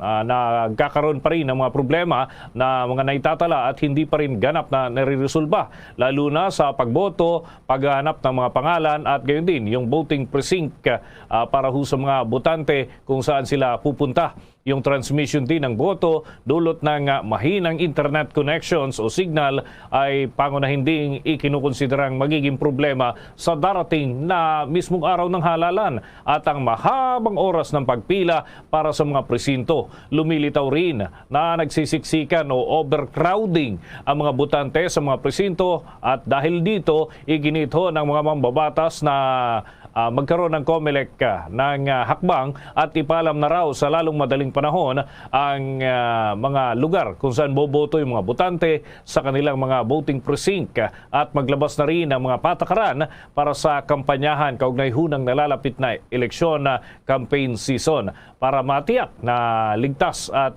iwas sa hawaan ng kung anumang mga sakit ang posibleng kumalat. Sa presentation ng COMELEC kasi mga kabombo, aabot ho sa 10 minuto at 47 segundo yung time and motion. Ibig sabihin, ito ho yung itatagal ng isang botante sa kanyang pagboto sa buong proseso na ito. At yan ay gaganapin nga sa Mayo 9 ng taong kasalukuyan. Kinwestiyon din ng panel head ang COMELEC sa magiging papel ng Department of Health doon sa implementasyon ng health protocols sa bawat presintong pagdarausan ng halalan. Sa iba pang mga balita, ang utang naman ng gobyerno pumalo sa 11.73 billion pesos. Ang debt to gross domestic product ratio naman nasa 60.5%. Ayon po yan sa Bureau of Treasury. May karagdagan pang detalye si Bombo Dave Vincent Pasit. Bombo Everly, Bombo Dennis, bumaba nga ang halaga ng pagkakautang ng national government hanggang noong katapusan ng December 2021. Pero ang full year debt levels naman, yung pagkakautang sa buong taon, ay kumpara sa laki ng ekonomiya ng bansa ay pasok pa rin naman daw sa manageable threshold. Base ito sa datos ng Bureau of Treasury o BTR, kung saan sa pagtatapos nga ng taong 2021, ang outstanding na pagkakautang ng national government ay pumapalo ng 11.73 trillion pesos. Mas mababa pa rin daw ito ng 1.7% kesa naman sa 11.93 trillion pesos na balanse noong katapusan ng November 2021. Ang bahagyang pagbaba na ito ay dahil na rin sa net redemption ng domestic securities. Samantala, ang year-on-year total outstanding debt naman ay lumago ng 1.7% o katumbas ng 1.93 trillion pesos mula sa 9.8 trillion pesos noong katapusan naman ng December 2020. Ang total debt ng o pagkakautang ng pamahalaan ay binubuo raw ng halos ng domestic borrowings na pumapalo yan sa 69.7%, habang yung natitirang 30.3% naman ay inutang mula sa ibang mga bansa. Sinabi ng Bureau of Treasury na ang debt to gross domestic product ratio ay pumapalo sa 60.5%, mas mataas sa 54.6% level noong namang taong 2020. Gayunman, ang full-year debt to GDP level ay pasok pa rin naman daw sa katanggap-tanggap na threshold, gayong patuloy namang nakakabangon sa ngayon ang ekonomiya mula sa mga epekto ng COVID-19 pandemic. Nauna na ngang dinipensahan ni Finance Secretary Carlos Dominguez III ang pagtaas sa program debt ng pamahalaan na inaasahang papalo pa sa internationally recommended na threshold na 60% ng GDP ngayong taon. Samantala kanina, Bombo Dennis, nang hiningian nga natin ng karagdagang komento itong veteranong ekonomista na si House Committee on Ways and Means Chairman Joey Sarte Salceda, ang sinasabi niya sa atin na Bombo Dennis dito sa Bombo Radio na umaasa naman siya na magkakaroon ng epektibong polisiya ang susunod na administrasyon pagdating sa pagbubuwis upang sa gayon ay maipagpatuloy ang inaasahang magandang posisyon sa pagbabayad ng kasalukuyang utang ng gobyerno. Sinabi pa ng kongresista na sa ilalim ng Duterte administration ay pinabuti nila hindi lamang yung tax policy kundi pati na rin itong tinatawag na tax administration para gawing maayos ang tax collection sa bansa. Para pa nga sa kongresista ay manageable pa naman daw itong utang na mayroon ng national government.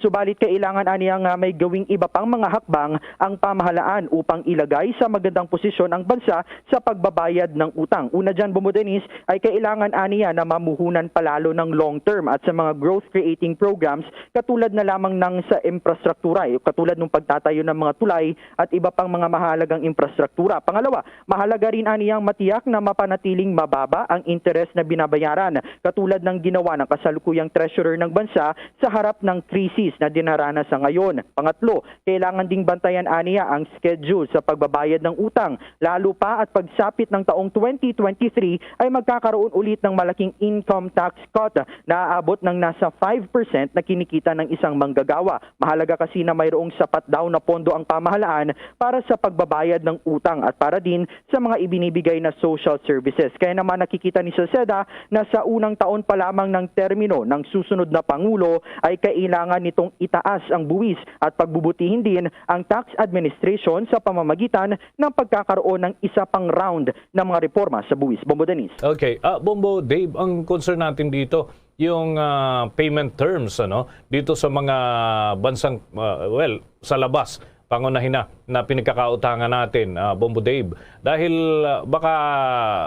Dahil syempre ganito pa, mahina pa yung ating ekonomiya doon sa status natin, pre-pandemic status, Bombo Dave. So may nakikita bang paraan dyan ang Bureau of Treasury kung paano unti-unti ay makaagapay tayo doon sa bayarin natin sa utang panlabas, Bombo Dave? Bombo Dennis, lumalabas na sa kasalukuyan kayang-kaya pa naman daw ng Pilipinas na babayaran itong mga utang natin kasi sa mga nakalipas na taon ay tila naihanda rin yung national government dito sa mga nararanasan natin kasalukuyan na mga problema sa katulad na lamang ng dulot ng COVID-19 pandemic. Matapos na magpatupad din ng pamahalaan, kung matatandaan mo yung train law, Bombo Dennis, na nag-adjust sa ating mga pagbubuwis. Kaya ang sinasabi din ng NEDA na ngayong sa unang quarter ng kasalukuyang taon inaasahan daw nila, Bombo Dennis, na makakabalik yung ekonomiya ng Pilipinas sa pre-pandemic levels. Pero tama ka rin na kulang iyan kung titingnan na makakabalik pa rin tayo sa pre-pandemic levels kasi may backlog kumbaga sa economic growth na mayroon tayo. Kaya ang sinasabi din nila na inihahanda rin nila sa kasalukuyan yung mga pag-aaral na mayroon sila upang sa gayon maibigay din ito sa susunod na administrasyon at makapagpatupad ng mga nararapat na mga hakbang pagdating sa tax reform, Bombo Dennis. Okay. Napansin ko rin dun sa figure na binabanggit mo, Bombo Dave. Malaki mas malaki pa kumpara dun sa utang panlabas yung domestic borrowings natin. Kani-kanino nagkakautang yung ating gobyerno, Bombo Dave, so far dito sa, ibig sabihin nun, dito lang sa Pilipinas. So, kanino nagkautang ang ating bansa, Bombo Dave?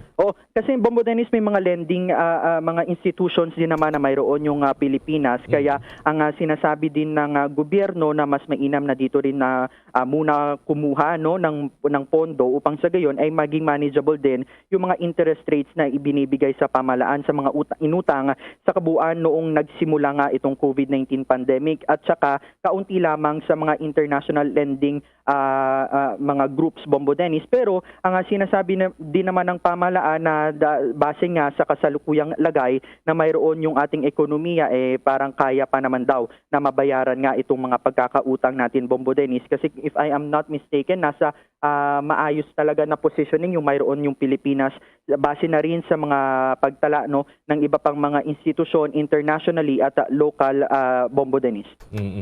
May na-classify ba, Bombo Dave, doon sa figure na inilalabas ng Bureau of Treasury kung ilan dito ilang porsyento yung grants sapagkat batay doon sa pakikipag-usap natin dyan sa ilang ekonomista, Bombo Dave, pagka ito'y grant o kaya naman may iba pa silang term, ay mas mababa yung interest na ipinapataw o halos bigay na, Bombo Dave, dahil dun sa haba ng panahon na obligadong ito'y mabayaran.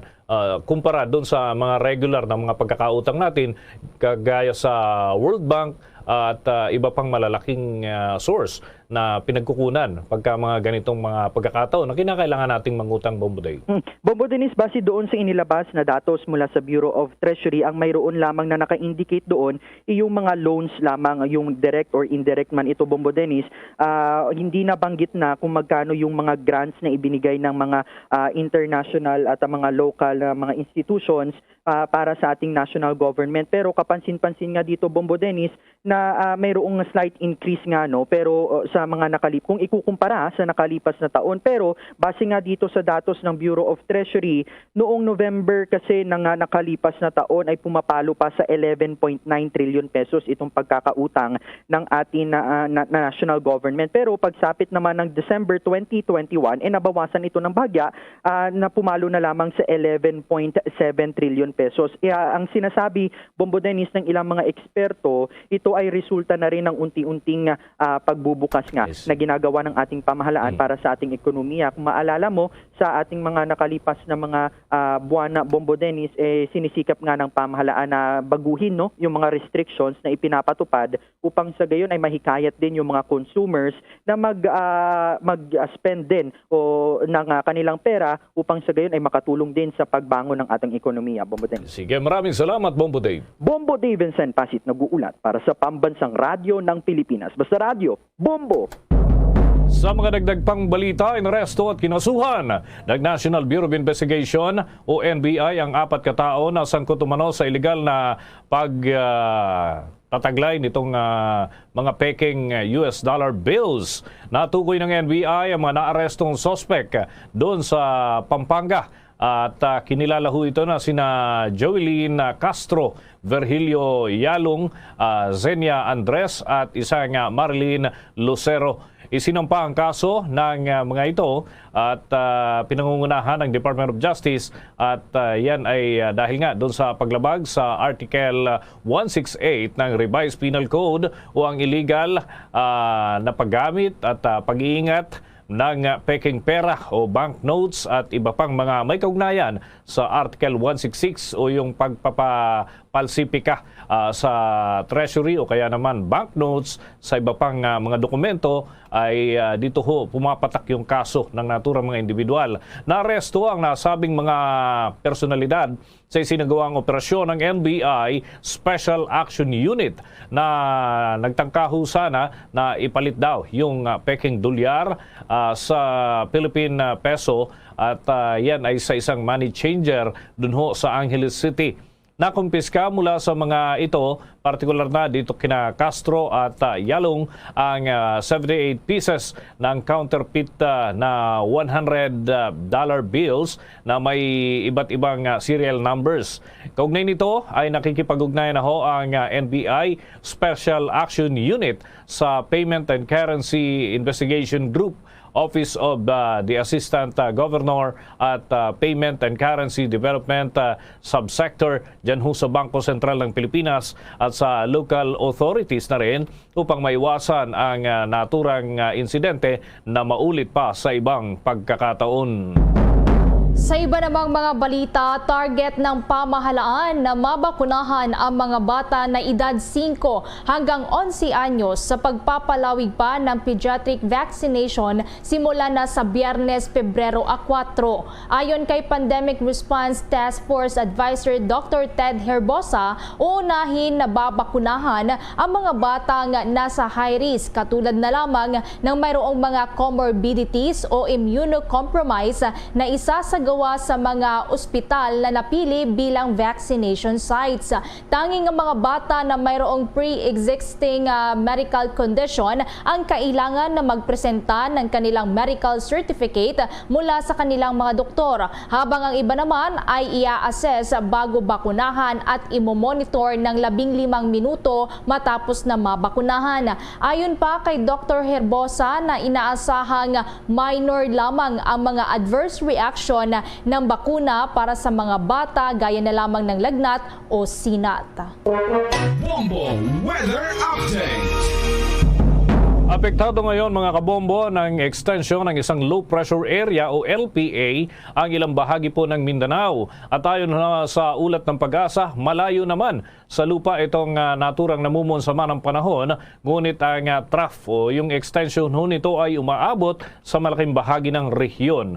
Ang mga lugar naman sa Caraga, Davao at Northern Mindanao ay aasahan na magkakaroon ng mga pag-ulan at posible yung mga pagbaha dito. Samantala, makakaranas din ng hiwalay ng mga pagbuhos ng ulan ang ilang lugar dyan sa Bicol Region. Yung Northern Samar, apektado rin at Eastern Samar at maging ang lalawigan ng Samar dahil naman dito sa umiiral na frontal system.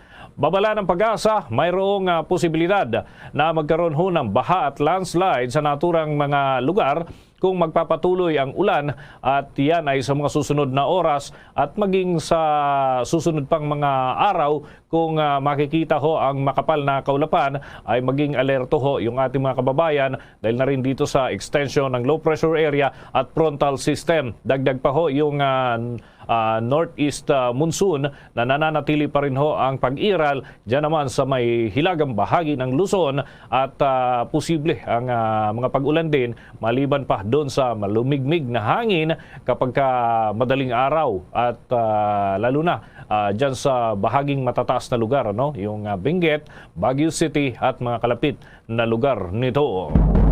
Dumako pa tayo sa mga karagdagang balita. Nakatakda namang magtayo ang Bureau of Animal Industry ng Department of Agriculture ng 6 na mobile laboratory units upang mapalakas pa ang pagsusumikap ng pamahalaan na makontrol at makontain na ang African Swine Fever sa Pilipinas. Ito nga ay matapos na magbigay na ng go signal si Agriculture Secretary William Dar sa Bureau of Animal na sa pagpapatayo ng naturang mga laboratorio na nagkakahalaga ng 100 milyong piso na ipapamahagi sa mga rehiyon na apektado ng African Swine Fever. Sa Marso na po yan at 31.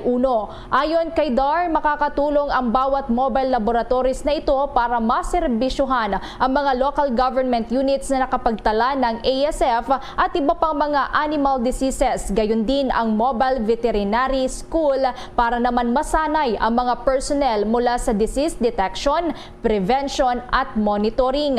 Anidar, ang mobile laboratories na ito ay bahagi pa rin ng hakbang ng Duterte government na muling maibangon ang hog industry sa Pilipinas at mapanatili ang kalusugan sa animal sector.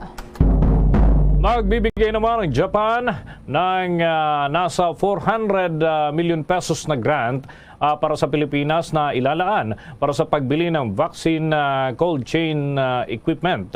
At ayon nga kay Japanese Ambassador to the Philippines, Kushikawa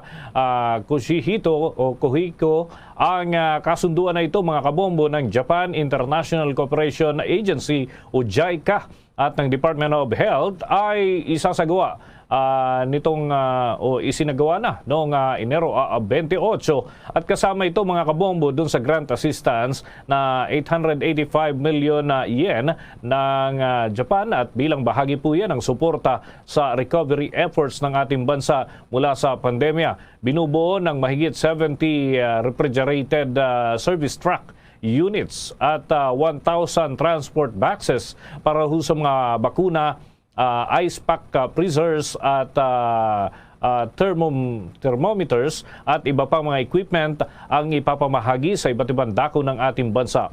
Ayon nga sa envoy ng Japan, mahalaga ang cold chain system para matiyak ang magiging kalidad nitong mga bakuna at may tuturing na safe at efficient ang delivery ng naturang vaccines. Nauna nang naging kagapay ng bansa ang Japan simula pa lamang ng tumamang pandemya, kabilang na ang suporta nito para sa donasyon na 3 milyong bakuna, yung grant aid para huyan sa pagbili ng medical equipment at pagtatayo na rin ng mga laboratorio at surveillance sites, technical assistance ng cold chain at iba pang mga pandemic response ng ating bansa.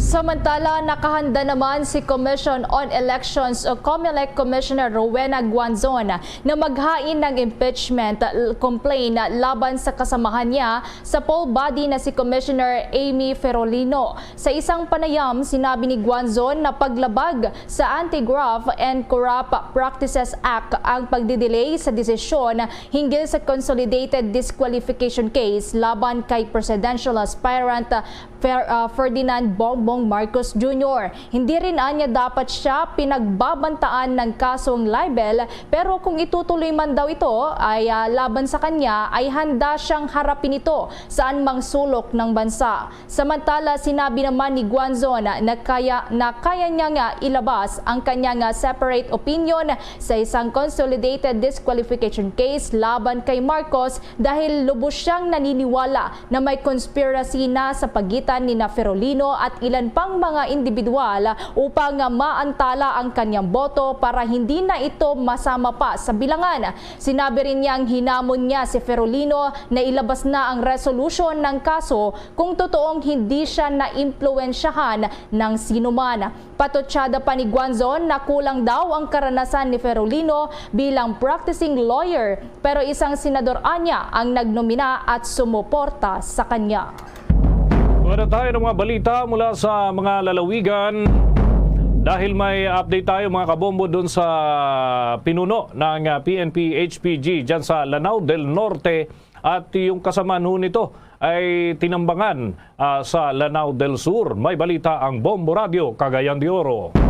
Inilunsad pa ngayon ng PNP ang malawakang pursuit operation upang agad maaresto ang nasa likod pagtambang patay sa hepe ng Highway Patrol Group Lanao del Norte na una nangyari sa barangay Pagalungna, Sultan Dumalondong, Lanao del Sur. Sinabi ni Lanao del Norte Provincial Police Office spokesperson Lieutenant Colonel Salman Saad na kinilala ang biktima na si Major Omar Tago habang patay on the spot ang kasama nito na si Kanur Rascal na lahat naninirahan sa barangay Ramain, Sultan Naga de Mampuro, Lanao del Norte. Sugatan rin at nananatili sa pagabutan ang isa pang kasama ng mga biktima na si Adam Dirindigon na nagmula sa Buadis, Sukayo, Marawi City. Batay sa inisyal na investigasyon na dadalo sana si Tago sa death anniversary ng kanilang kaanak ng pinagbabaril ng mga kilalang salarin gamit ang kalibre 45 habang sakay ng sasakyan. Napuruan si Rascal habang si Tago ay sa Amay Pakpak Medical Center na binawian ng buhay dahil sa seryosong mga tinamo ng mga sugat. Inaalam pa ng PNP ang motibo kung bakit pinapatay ng mga nakatakas ng mga suspek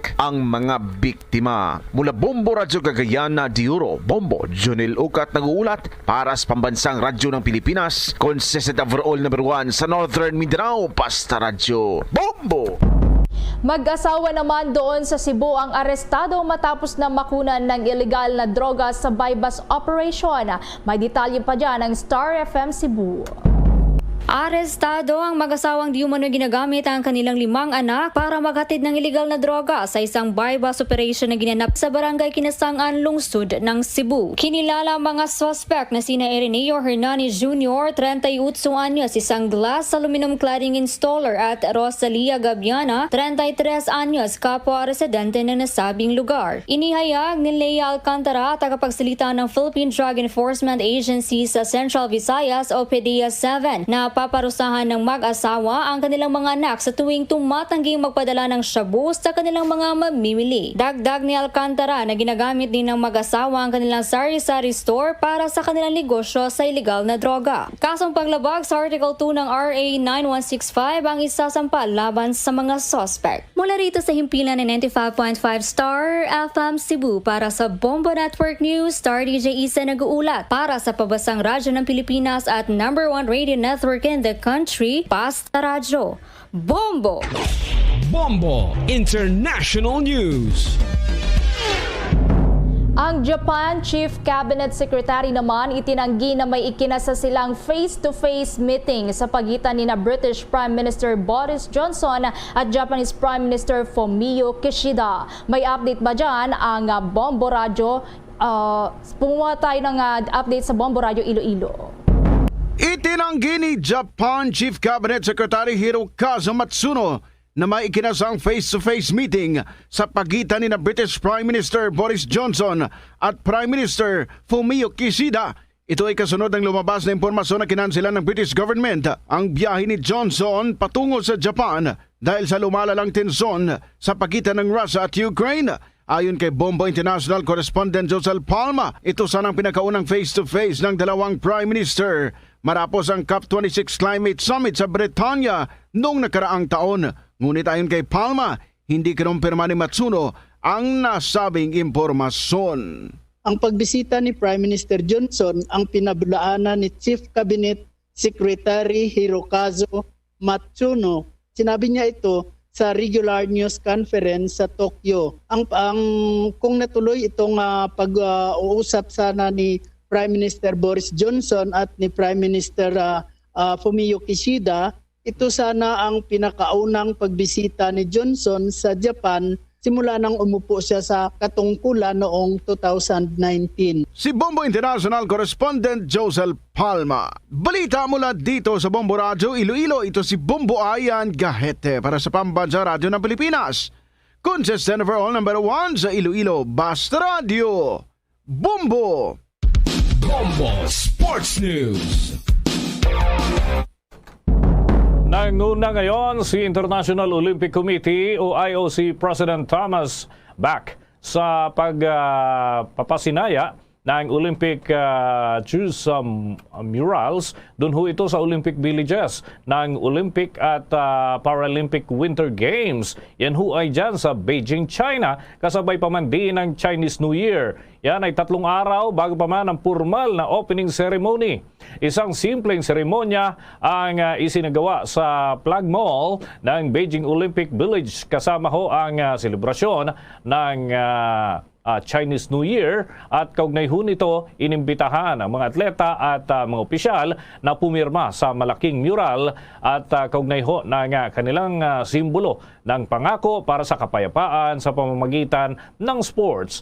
Hiniling din ng ilang mga leader ng China na sana ito pa rin ng mga mamamayan at ng mga bansa ang kanilang naunang pinirmahang commitment sa ilalim ng United Nations Olympic Truce Resolution.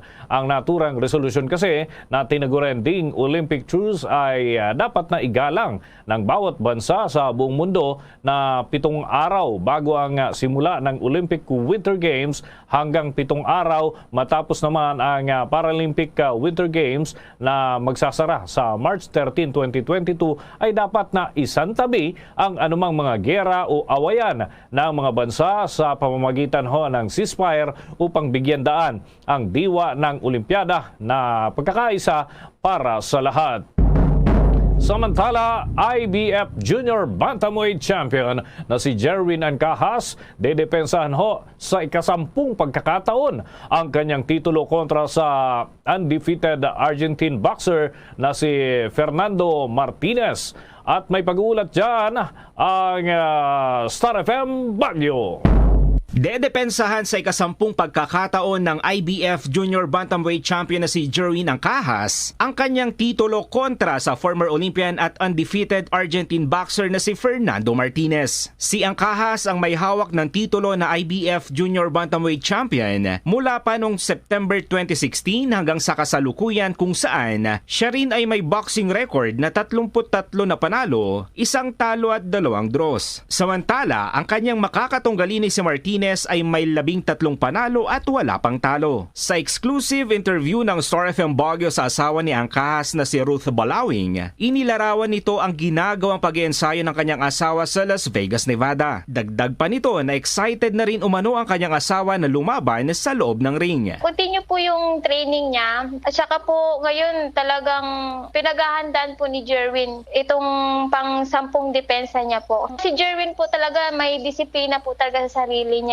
Pag mas na gusto niya po talaga makamit yung goal niya, talagang ipupush niya po talaga. Excited siya at saka parang sabik na rin po siyang lumaban po uli. Tinig ng asawa ng Pinoy boxer na si Ancahas na si Ruth Balawing sa panayam ng Star FM Baguio. Matatandaan na nakatakda ng lumaban ng unification fight si Ancahas noong New Year's Eve sa Japanese boxer na si Kazuto Ayoka, ngunit hindi ito natuloy dahil sa pagtaas ng kaso ng Omicron variant. gaganapin ang Angkahas Martinez fight sa The Cosmopolitan sa Las Vegas, Nevada sa February 26 sa 2022. Iyan ang balita mula Star FM Baguio para sa Bombo Network News. Star DJ Nash para sa pambansang radyo ng Pilipinas. Basta Radyo, Bombo!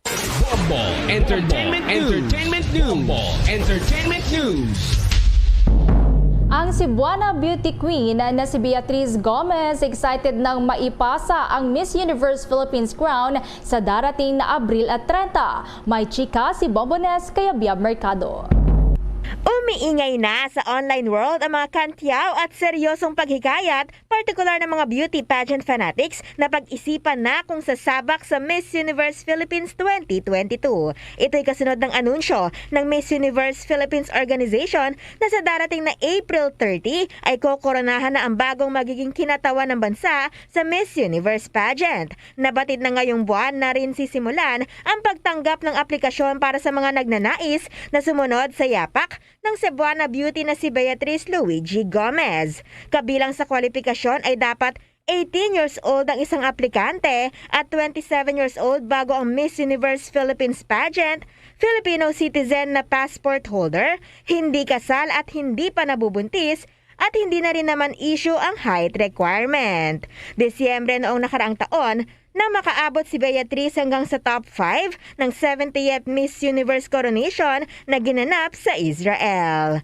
Yan ang latest chika, ito si Bombo Nes, kaya Biab Mercado nag-uulat para sa Pambansang Radyo ng Pilipinas, Basta Radio, Bombo! Bombo Foreign Exchange Update. Para ho sa mga nag-aabang ng palitan ng piso kontra sa foreign currencies, naitala ang 51 pesos 27 centavos para sa isang US dollar, Singaporean dollar ngayon 37 pesos 84 centavos, Hong Kong dollar 6 pesos 58 centavos, Euro 57 pesos 15 centavos at Saudi Arabian Rial 13 pesos and 66 centavos batay sa data ng Bangko Sentral ng Pilipinas. The Bombo Foreign Exchange Rate Update is brought to you by Queen City Development Bank. Bago tayo magtapos, ang Bombo Radio Philippines po ay nag-aanyaya sa lahat para sa sama-samang panalangin. Narito po ang Orasyo Emperata. Merciful and compassionate Father, we come to you in our need to seek your protection against the COVID-19 virus that has disturbed and even claimed lives. We ask you now to look upon us with love and by your healing hand, dispel the fear and sickness and death, restore our hope and strengthen our faith. We pray that you guide the people tasked to find cures for this disease and to stem its transmission. We thank you for the vaccines developed made possible by your guiding hands. Bless our efforts to use these vaccines to end the pandemic in our country. We pray for our health workers that they may minister to the sick with competence and compassion. Grant them health in mind and body, strength in their commitment, protection from the disease. We pray for those afflicted. May they be restored to health. Protect those who care for them. Grant eternal rest to those who have died. Give us a grace in these trying times to work for the good of all and to help those in need. May our concern and compassion for each other see us through this crisis and lead us to conversion and holiness.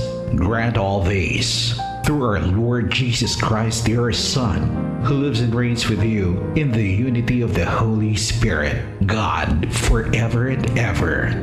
Amen. Para sa karagdagang balita at impormasyon, maaari pa rin mag-log on sa www.bomboradio.com. Muli para po sa ating mga Chinese at Filipino-Chinese, Konghe Fat Choi. Mula sa Bombo News Center, Makati, kami ang inyong mga naging tagapagbalita. Ako si Bombo Everly Rico. Ako naman si Bombo Dennis Hamito para sa Pambansang Radyo ng Pilipinas, Basta Radio, Bombo! At sumainyo ang kalipunan ng maiinit at pangunahing mga balita sa Bombo Network News. Hatid sa inyo ng Pambansang Radyo ng Pilipinas, Bombo Radio Philippines. Pa! Radyo!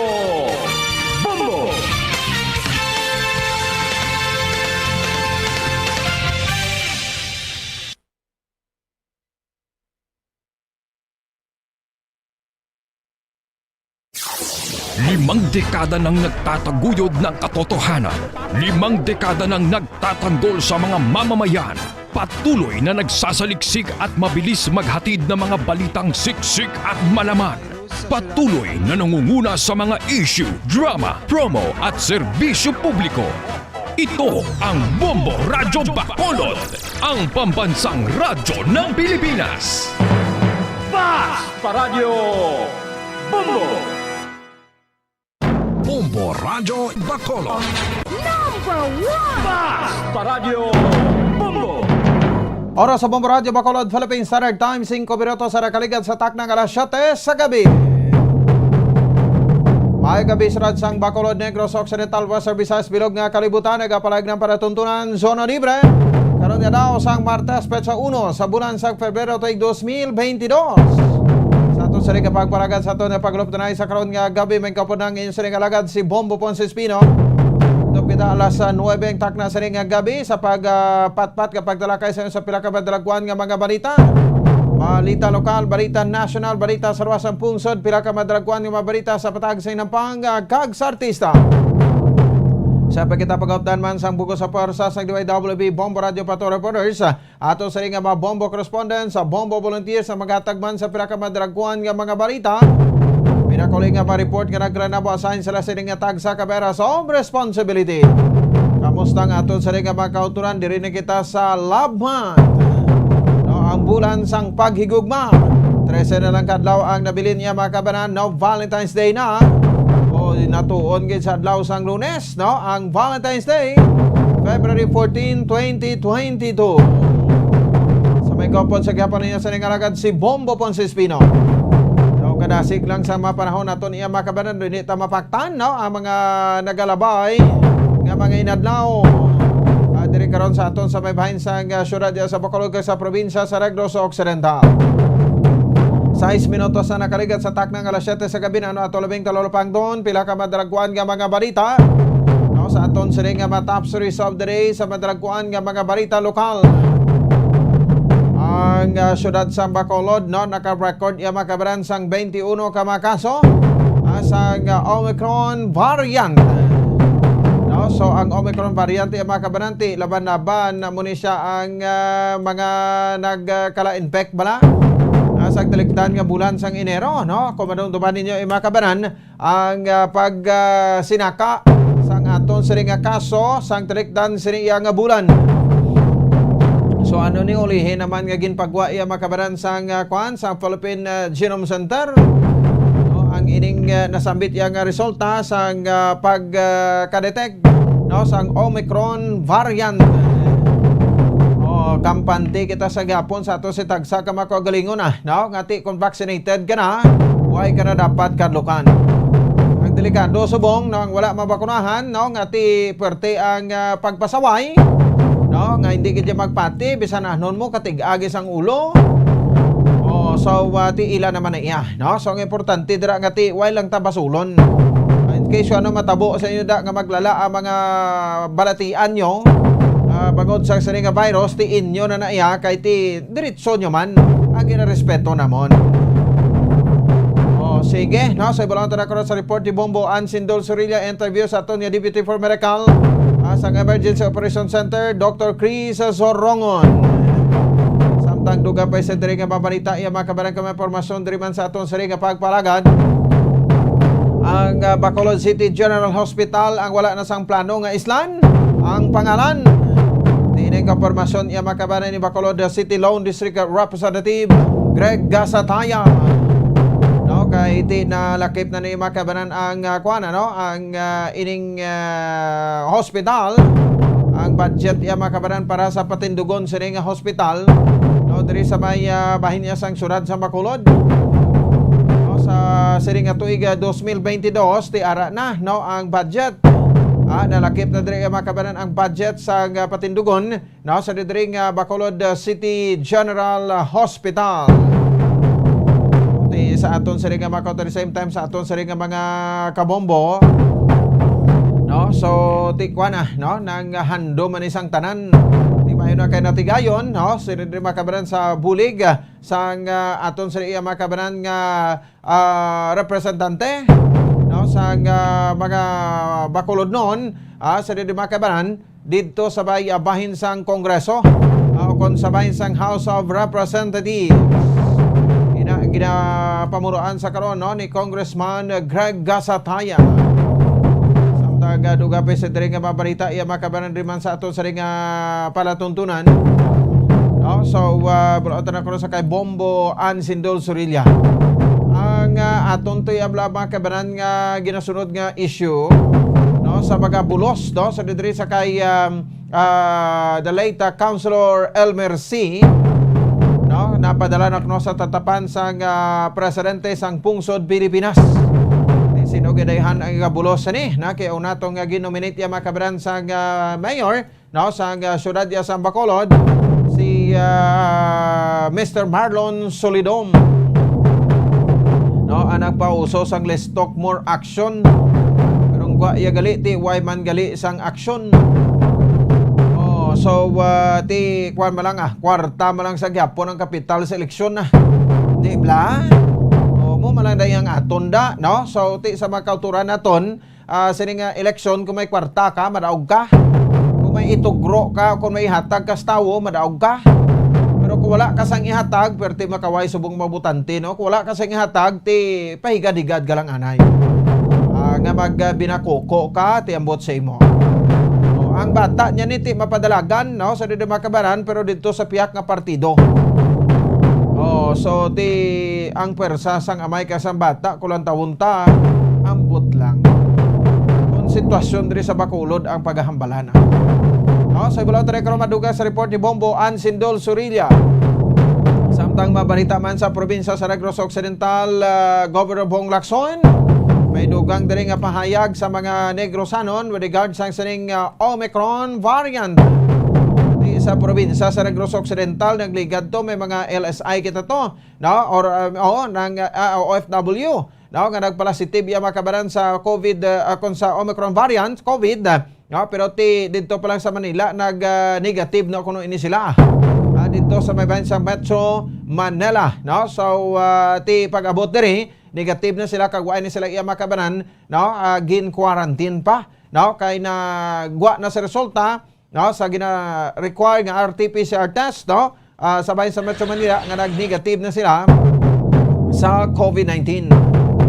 Dito ka panamdom karon sa aton gobernador no tutukan ta ang pagpanghatag sang mga ayuda no sang probinsya sa Negros Occidental para iya makabaran sa mga kauturan naton nga ti nagkalagub-an sang balay pagod man sang sining Bagyo Odette sang tilikdan sining iya nga Disyembre 16 kag Disyembre 17 no so sige na pagpanghatag sini grabe no ti kasan-o pa to daw pila na daw sobra na isa ka bulan no kag makabaton no mapamuluyo ti among ginaya ma-notice gid man na ang gobyerno iya no ang proseso iya sa gobyerno iya kwan gina iya no nang hindi dugay gina iya no ang proseso sa gobyerno sa sining pagpanghatag sang mga ayuda no sa bahin iya makabanan sang kwan no sa bahin sang sining paglabay no ni Bagyo Odette dire karon niya sa aton sa may bahin sang probinsya no sa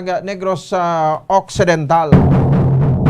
Di tarso man ni si Odette hinalitan naman yung probinsya dito, especially yung syudad sa Sipalay nga masobra 20 ang mga nagkalamatay no, nga mga kauturan naton. Kag siyempre karon man no, may Zoom interview kita no, sa kay Atty. Solito Beatan aton sa ring City Legal Officer sa syudad sa Bacolod. Ispikar naton diri dugang no, kung ano ang naging basihan sang City Legal Office naton sa pagkaka sa mga tarpaulins no, sa mga politiko. Nga ti una to nga nagreklamo anay Councilor Cesar Distrito no nga ti ginahingabot na sa kuno kag ti frustrated na kuno ang kuano ang piyak nga grupo ang grupo Progreso subong dai ta minsindihan kuno gid ang grupo ang sa piyak no EBB o kon grupo Asenso o kay do nagabag-ubag man kunong ila to nga pangalan to ti do nagasala magtas niya. Sige, no? So, ipa-speaker naton karon sa City Legal Officer naton mga punto by punto man, no? Kay ti ambal to kagabi ni Attorney Cesar Distrito, ti niya hindi man ibawal, no, sa COMELEC rules, no, and regulations, no? Kay ti hindi pa man campaign period, pwede kapag hindi ako no makapangkabit sa tarpaulin mo bisan din lang Pero ti mo niya no? May alam matakag sa wala, no? Isito itaman nga ang pagpamutang ta sa mga tarpaulin hindi na makahalit sa mga pumuluyo.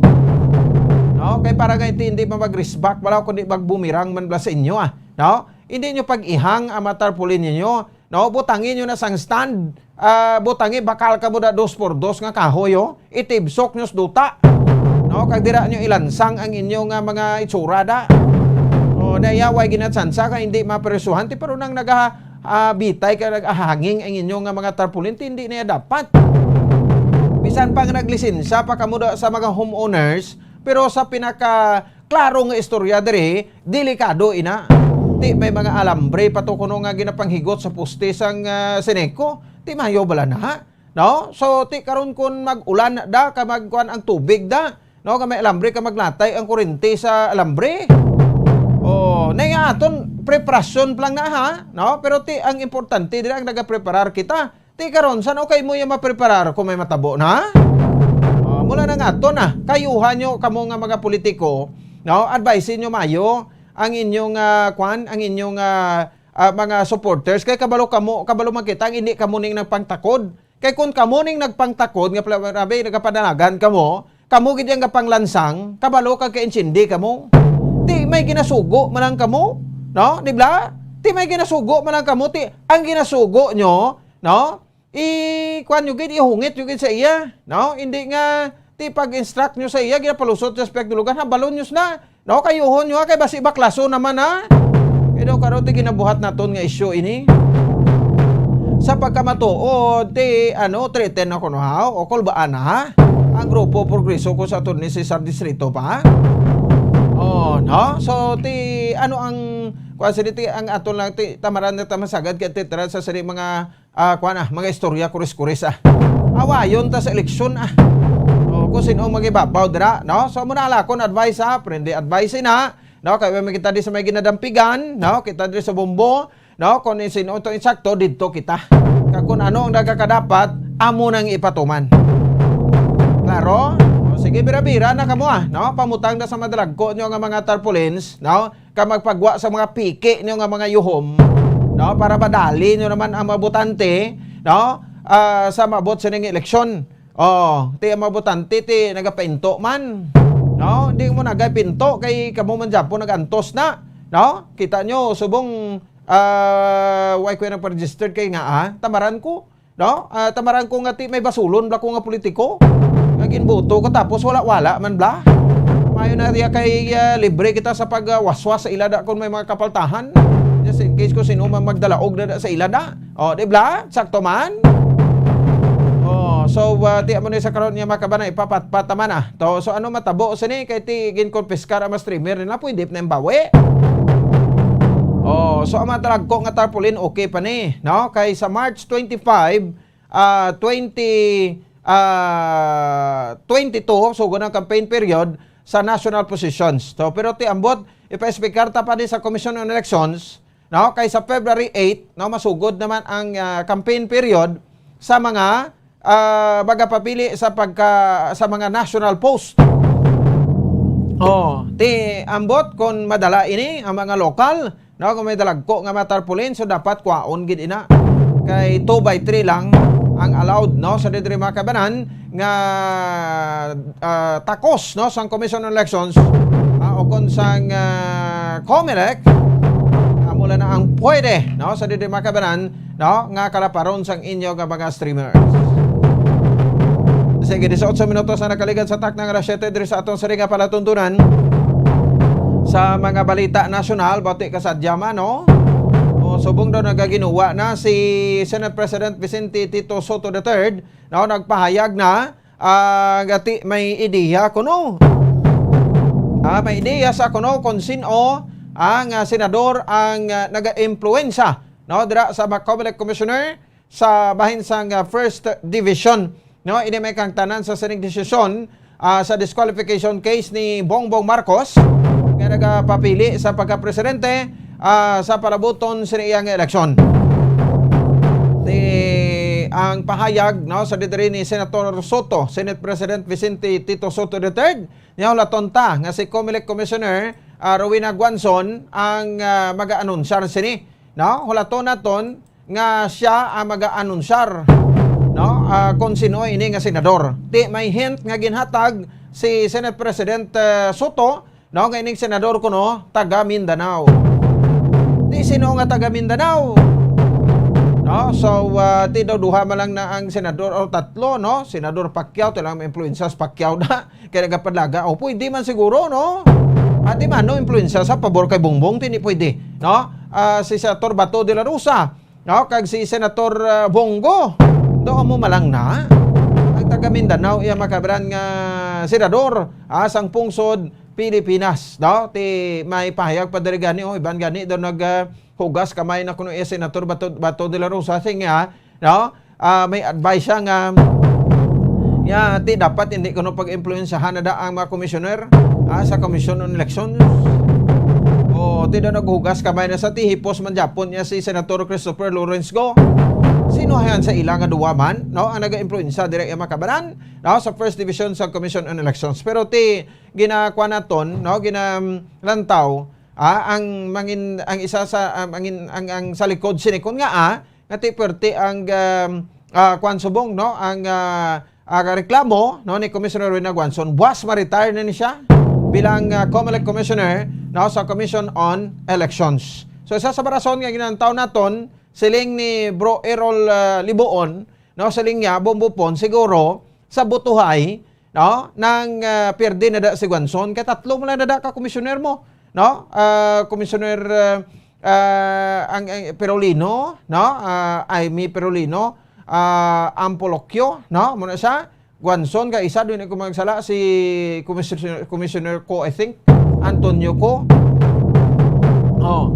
Sa First Division, hindi lang ko sure na, pero si Guanzon kag si Perolino, sure na ko na nga sila sa First Division. Siling ni Bro Errol Liboon, siling niya, siya siguro na perdi na si Guanzon sa butuhay. Kaya butuhay na da mo, sa tatlo majority vote. Sa tatlo sila dapat kuha sang majority vote, which is 2. Duha ka komisyoner ang maboto, pabor, para nga i-disqualify si Marcos. Pero daw nagbaliskad ko, kay duha ka komisyoner ang nagboto, pabor, nga hindi pa i-disqualify si Marcos. Si Guanzon lang ang isahanon nga nagboto, nga pabor para i-disqualify si Marcos. Amo nang rason kon nga ti pwerte subong ang putak ni Commissioner Guanzon. Asa nga pangangkat yan na to si Briones to, nga masubagan na ito sa Plaza sa Iloilo, Mayor Jerry Triñas Maripire. Tapos may panawagan sa nga mga interviews kuno ni Briones sa patag sa iya kay pailan niya kuno kaso. Ti kahapon upod sa mga madre dito sa Manila Cathedral, nagpatawag mo niya sa press conference kag ti daw na panawagan to sa mga komisyoner to nga mag-resign. So sa Commission on Elections, ti ba niya ganin kasi nagapapin-apin sa Commissioner Guanzon sa mga madre. Kag sa simbahan kasi na preskon. Iya man na iya diretso Amo man nang hambal sang iban, why man na niya naghalin sa aton. Diba?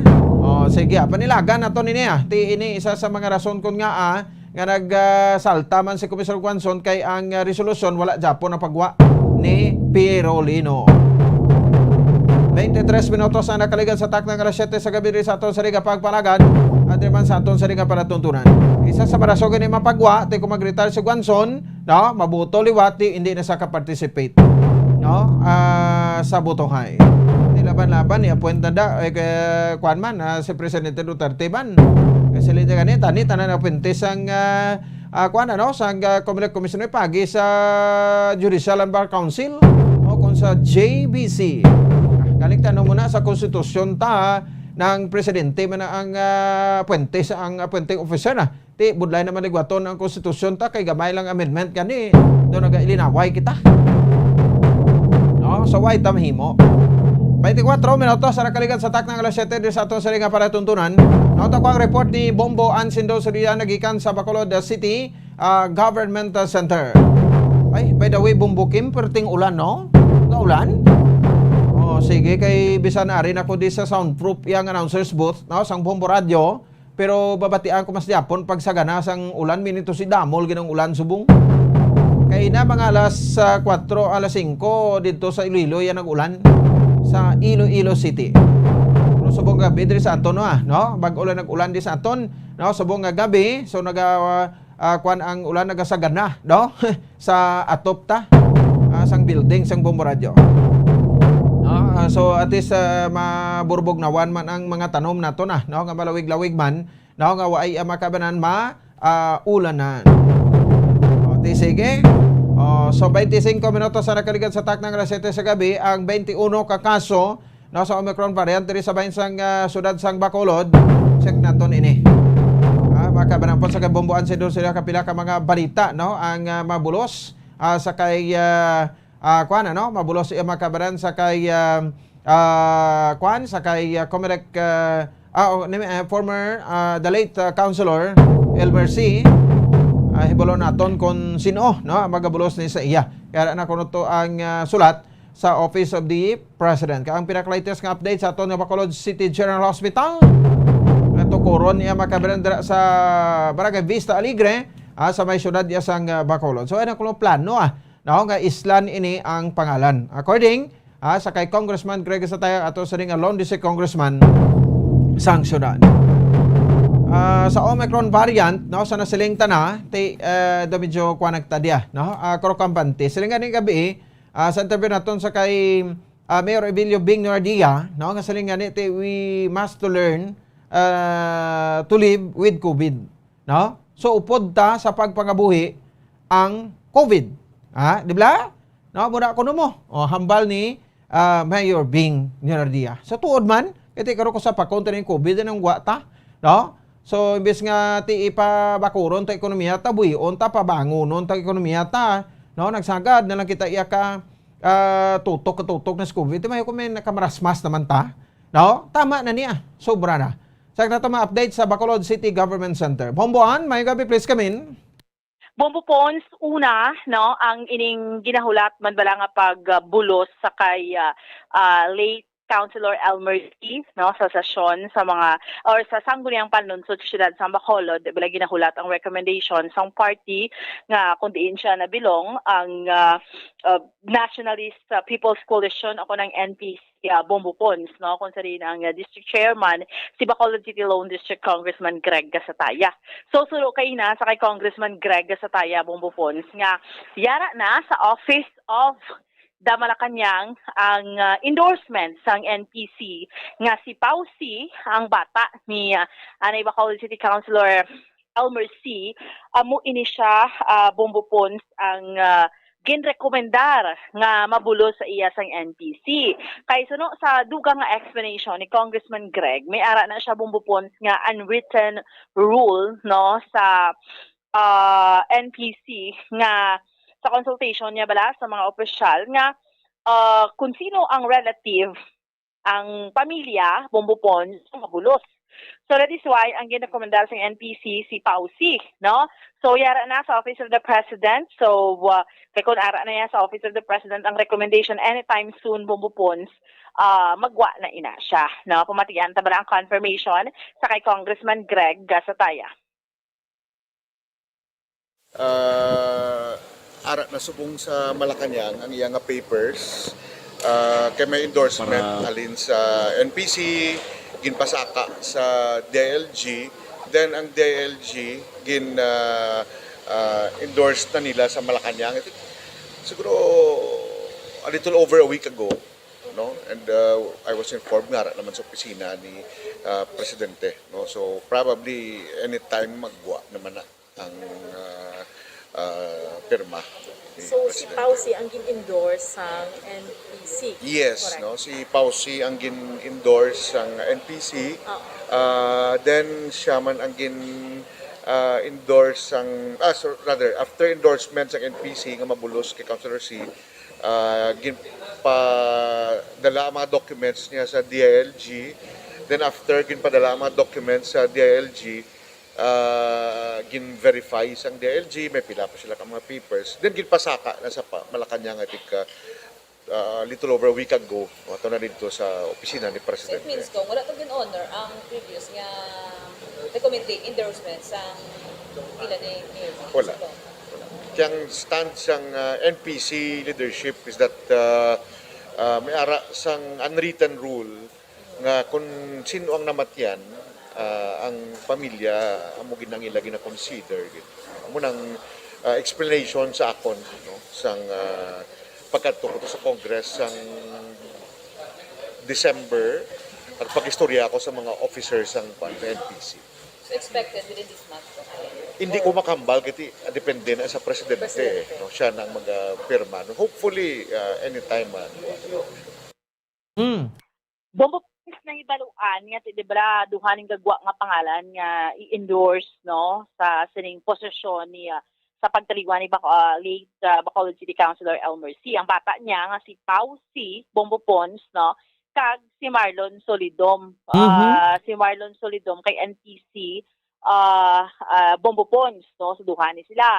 Si Marlon Solidom na endorse man ni siya no sang sanggunian no ni Mayor Bing. Pero Bombo Pons si ni Congressman Greg nga si Pausi tungod siya ang bata no sa unwritten rule gani no gin-consult niya nga sang NPC nga ang pamilya sa pamilya gid Bombo Pons. So ato na to sa Office of the President. So meaning nakayara sa kamot sang presidente sa karon Bombo Pons no kon pirmahan niya na no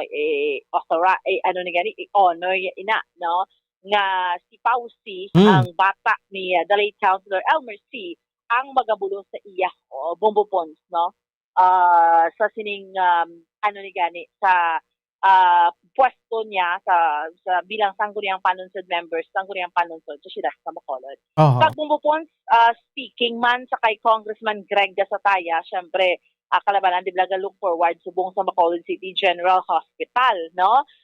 Especially sa sitwasyon na subong Bombo Pons, no? Ang hambal ni Congressman Greg matapos ang meeting abi sa Department of Health, Region 6, sa LGU, sa DPWH, hanungod sining hospital, may mga ginaproseso subong nga dokumento nga tidibla ang una nga budget. Ang budget nga may allotted na nga budget is 450 million. So niya hopefully as soon as possible na ginaya Bombo Pons, no?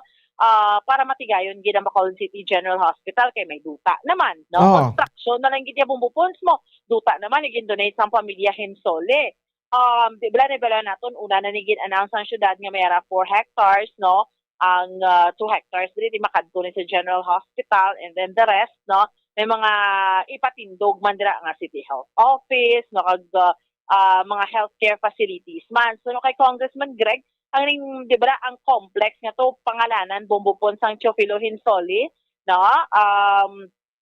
complex nga ginatawag Bombo Pons no so ini hamba ni Congressman Greg pero hospital Bombo Pons Bacolod City General Hospital ginayang name no kay man tungod nga kasuguan na iya Bombo Pons no so kung complex ya Teofilo Hensole lang pero ang matindog na iya ang pangalan nga Bacolod City General Hospital. Yes.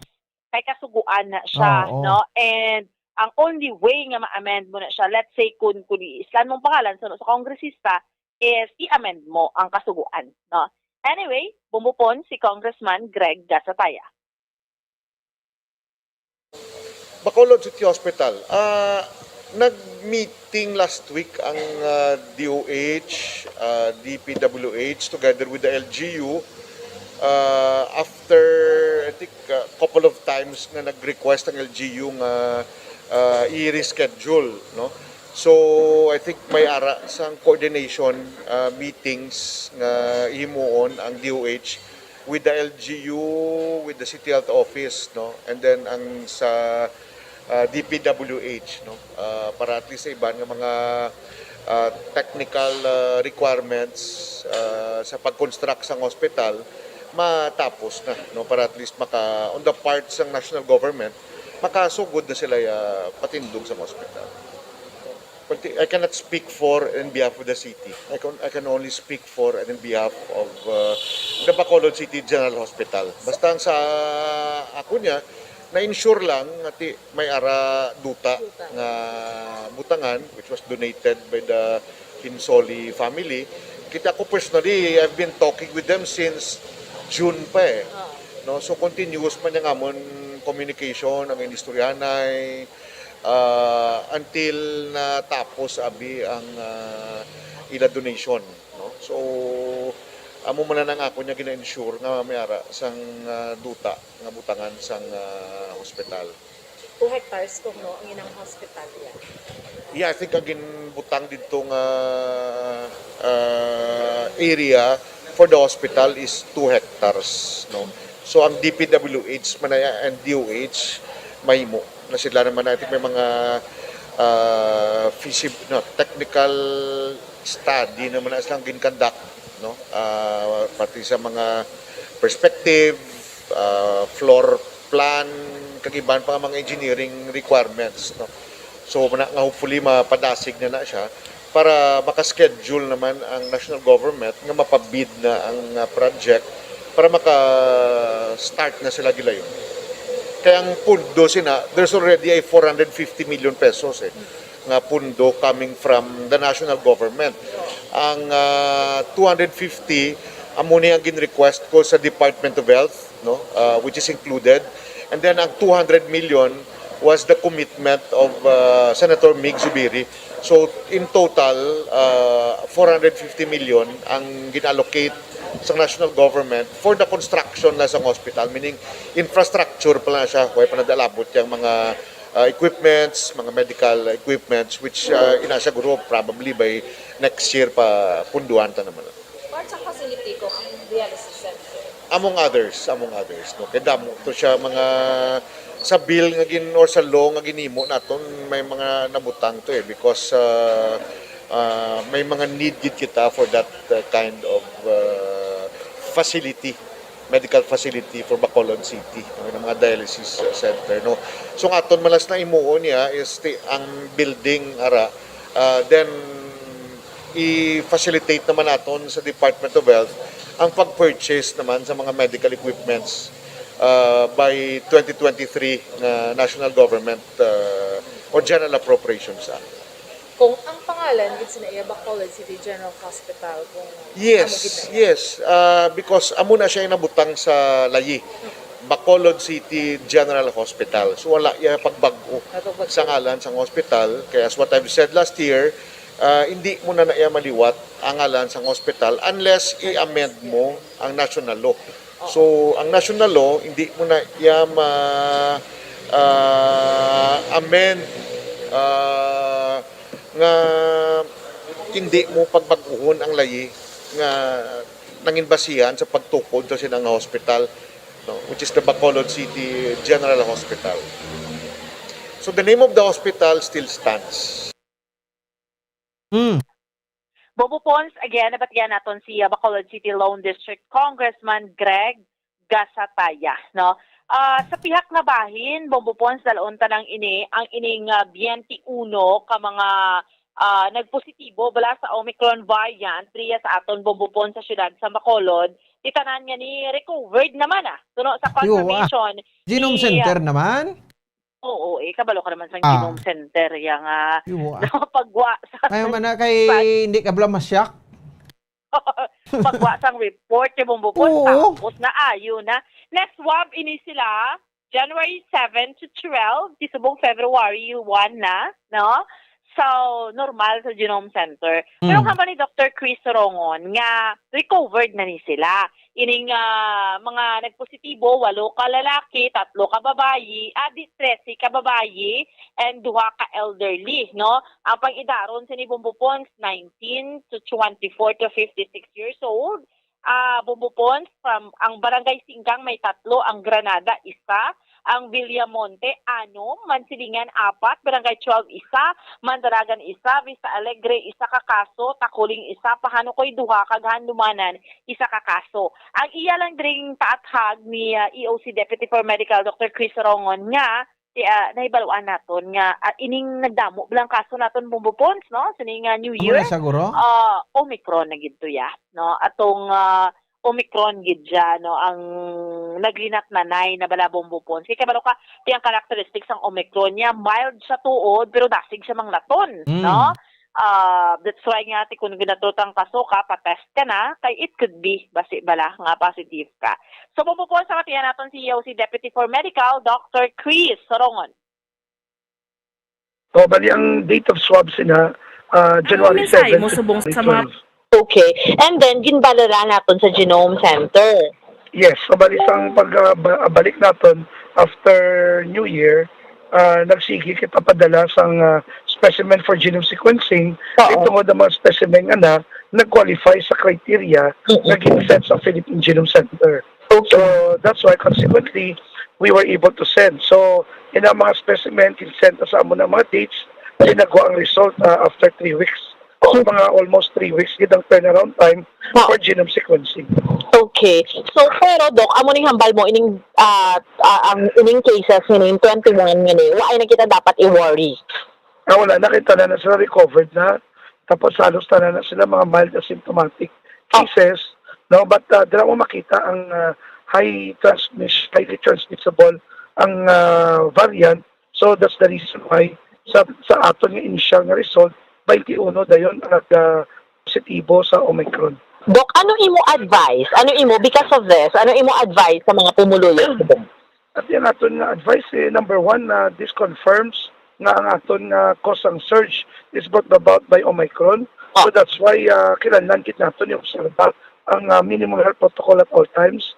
Maggamit kita sang face mask kag magpabakuna gid kita para agud to maproteksyonan gid kita kontra sa atong nga variant, no? Kag ang aton mga bakuna nga rin sa syudad na binagit ang bakuna nga gimbakal naton nga AstraZeneca, proven na sa isa research kag sa clinical trial nga very effective gid kontra sa Omicron variant. That's one.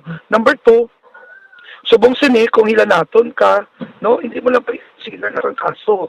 I-consider mo siya nga base COVID naman. But kina-remind naman ng pumuluyo na hindi tanan ilanat COVID base okay.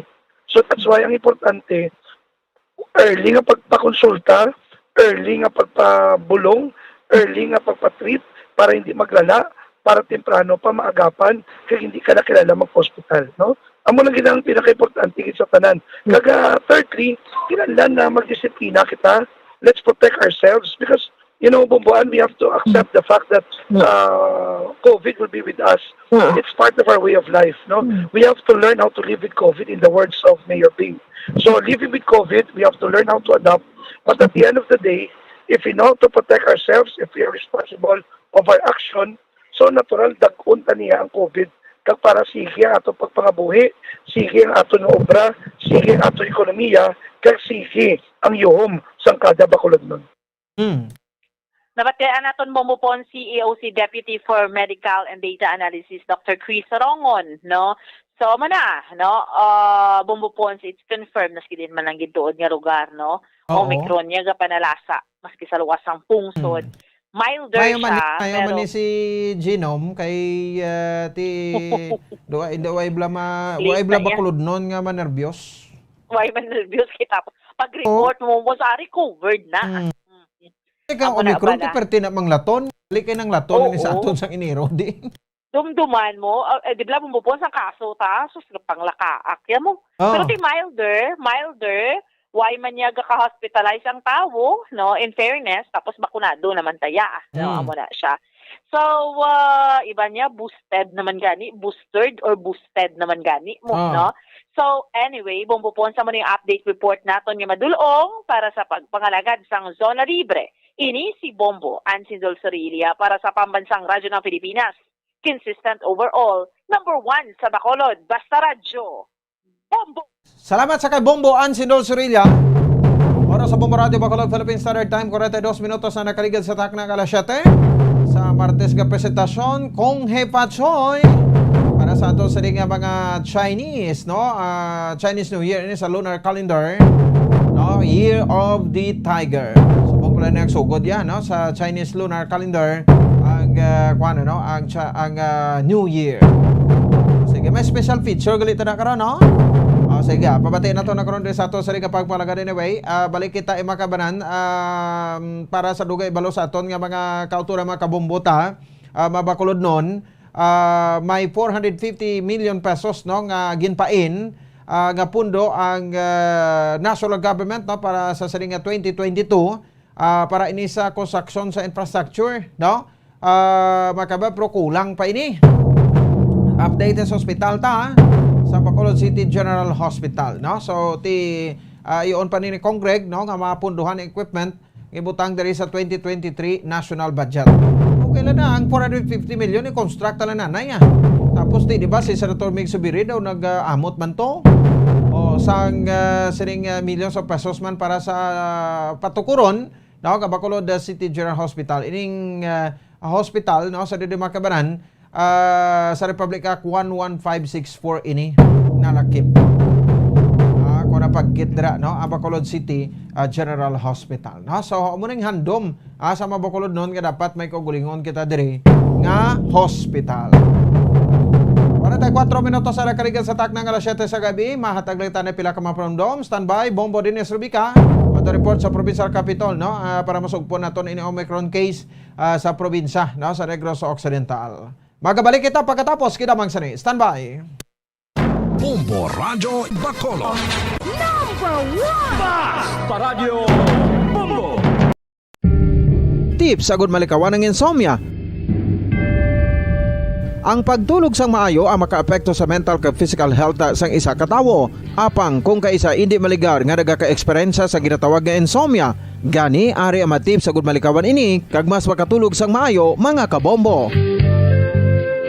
Kinahanglan nga pareho ang oras ang imo pagtulog kag pagbangon kada adlaw agud maset ang imo nga body clock. Kun adlaw, mas maayo nga buksan ang mga kortina agud makasulod ang kasanagon, paglakat-lakat kun aga kag pag-ehersisyo. Kun gabi, likawan ang mga masanag nga screen kaangay sa mga gadgets kag TV. Limitahan man ang pagkaon kag mga ilimnon nga may caffeine kag nicotine bagod makatuga ini sang problema sa pagtulog. Likawan man ang pagkaon sang madamo, pag-inom sa alcoholic drinks, pag-inom sang madamo nga tubig kag ang pag-overthink antes magtulog.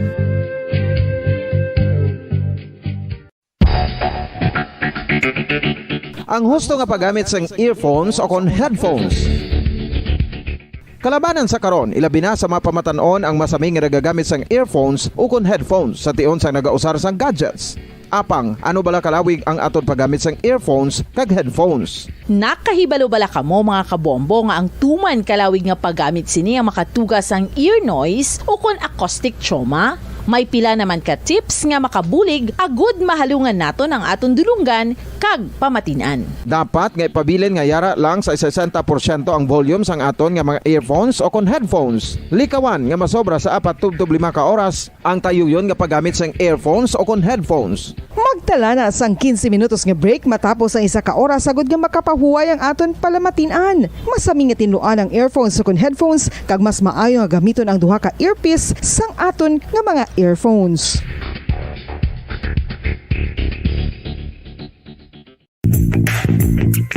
Sa karon nga may ginapangatubang nga pandemic, importante nga halungan gid ang ikayong lawas. Apang hindi lang physical health ang dapat hatagan sa pagkamuda, bangod importante man ang mental health. Paano bala halungan ang aton nga mental health? Una, kinahanglan nga halungan naton ang aton kalawasan kaangay sang pagkaon, pag-ehersisyo, pagtulog kag pagpahuway sang insyakto bangod ang poor physical health ang makaapekto sang modo kag panghuna-huna sang isa ka tawo. Kinahanglan man nga mag-set sang boundaries sa tanan nga bagay, hatagan sang balorang kaugalingon kag iselebrar ang mga kadalagaan bisan ano pa ini kagamay. Maayo man sa mental health ang pagpatawad sa isig kapareho. Bangod gina-release ni ang kabugat sa Balachagon subong man ang pagkamapasalamaton. Sunod sa research, dako man ang mabulig sa pagpangamuyo sa paglikaw sa stress.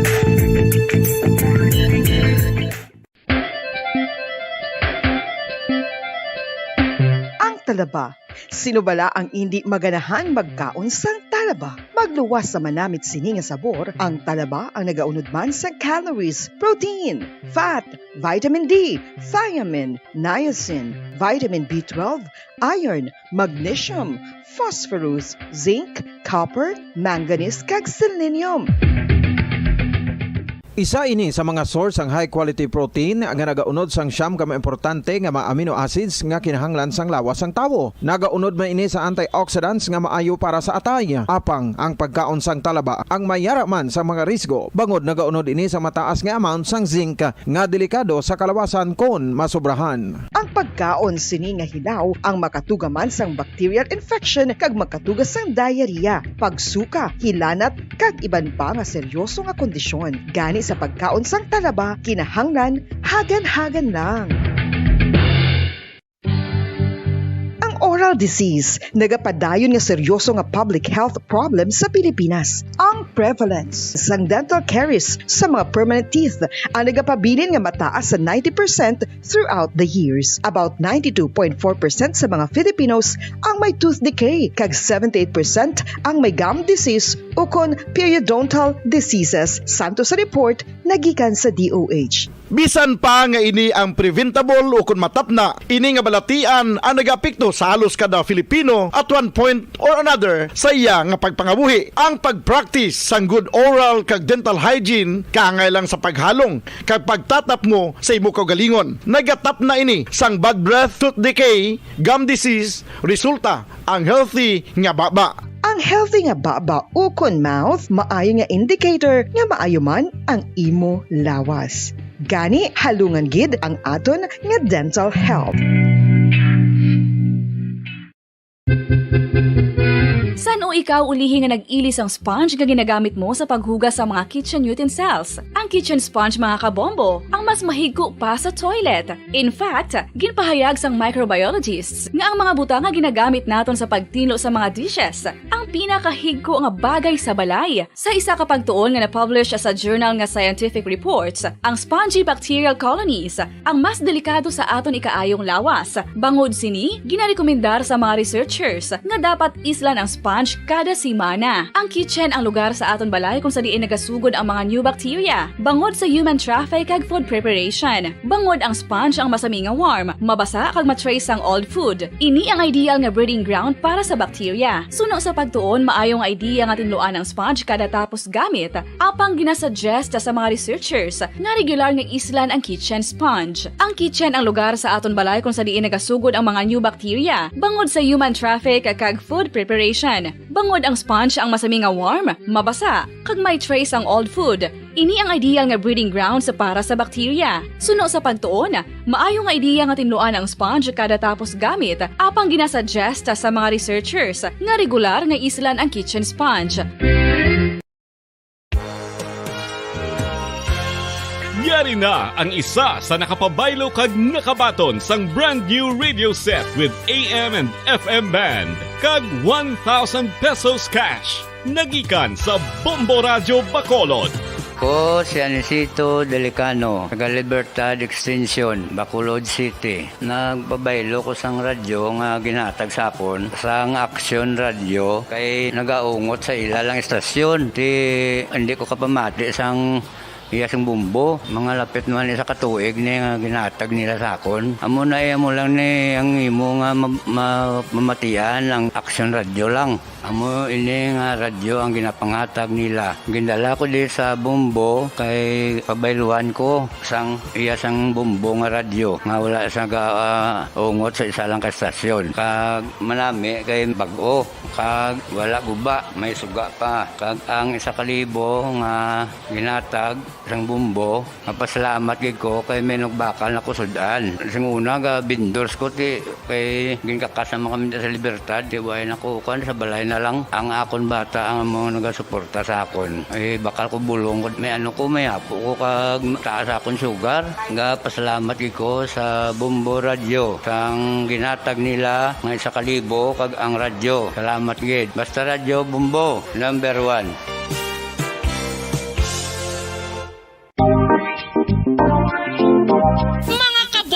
Nakahibalo-bala ka mo, naghampak na sa 3 million ang natapikan sang COVID-19 sa Pilipinas. Mataas sa gihapon ang active cases sa bugos nga pungsod. Kag 50 mil na ang mga nagtaliwan bangod sa sini nga virus. Hindi magkumpiyansa. Depensahi ang kaugalingon kag ang imo mahal sa kabuhi. Magpabakuna na batok sa COVID-19. Pahanumdom nagikan sa Bombo Radyo Bacolod. Basta Radyo Bombo! Mga kabombo, madamo gid ang pagkaon apang ano bala. Ang dapat himuon kung may matabo sang suspected foodborne illnesses. Kung may matabo nga suspected foodborne illnesses, dapat i-preserve ang mga ebidensya. Kung may bahin sang suspected food nga nabilin, taguon ini. Putson sang maayo kag ibutang sa freezer. Magpabulong sa gilayon. Kung ang sintomas nagapadayon o kung nagalala, gilayon nga magkadto sa doktor agud magpakonsulta. Hindi man magkalipat nga i-report ang insidente sa local health department.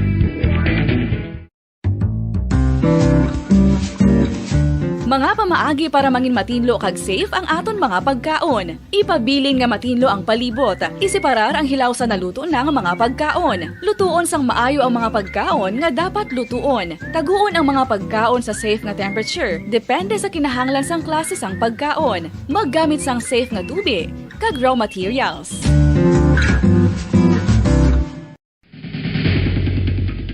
Ang food safety ang nagagarantiya nga ang pagkaon hindi makatugas sang anuman nga halit sa consumers o kung makakaon sini, samtang ini ang ginahanda o kung nakaon. May ara man sa ginatawag food and waterborne diseases o kung grupo sa mga balatian, tugas ang anuman nga infectious o kung non-infectious agents. Ang mga masunod ginakabig common causes ng food and waterborne diseases. Unsafe nga ginahalinan sa ginainom nga tubig, improper disposal of human waste, unhygienic practices, unsafe food handling and preparation practices. Isa ka bala sa may hinuptanan nga ido, mangin responsable nga dog owner. Bilang nagapanag-iyas ang ido, siguraduhon nga ang mga ini ang regular nga nabakunahan batok sa rabies. Ipaidalom ini sa mandatory registration. Siguraduhon nga hindi ini manginlayaw o kon magsigilagaw o kon libot sa mga kalye o kon sa anuman nga mga public places. Imo man responsibilidad nga mapag-groom ang mga ini, matagaan sa bastante nga pagkaon kag shelter. Responsibilidad mo bilang pet owner nga gastuhan ang anuman nga gastuhon medikal sa tion nga makakagat ang imo ido. Rabies is preventable. Mangin responsable nga dog o kon pet owner.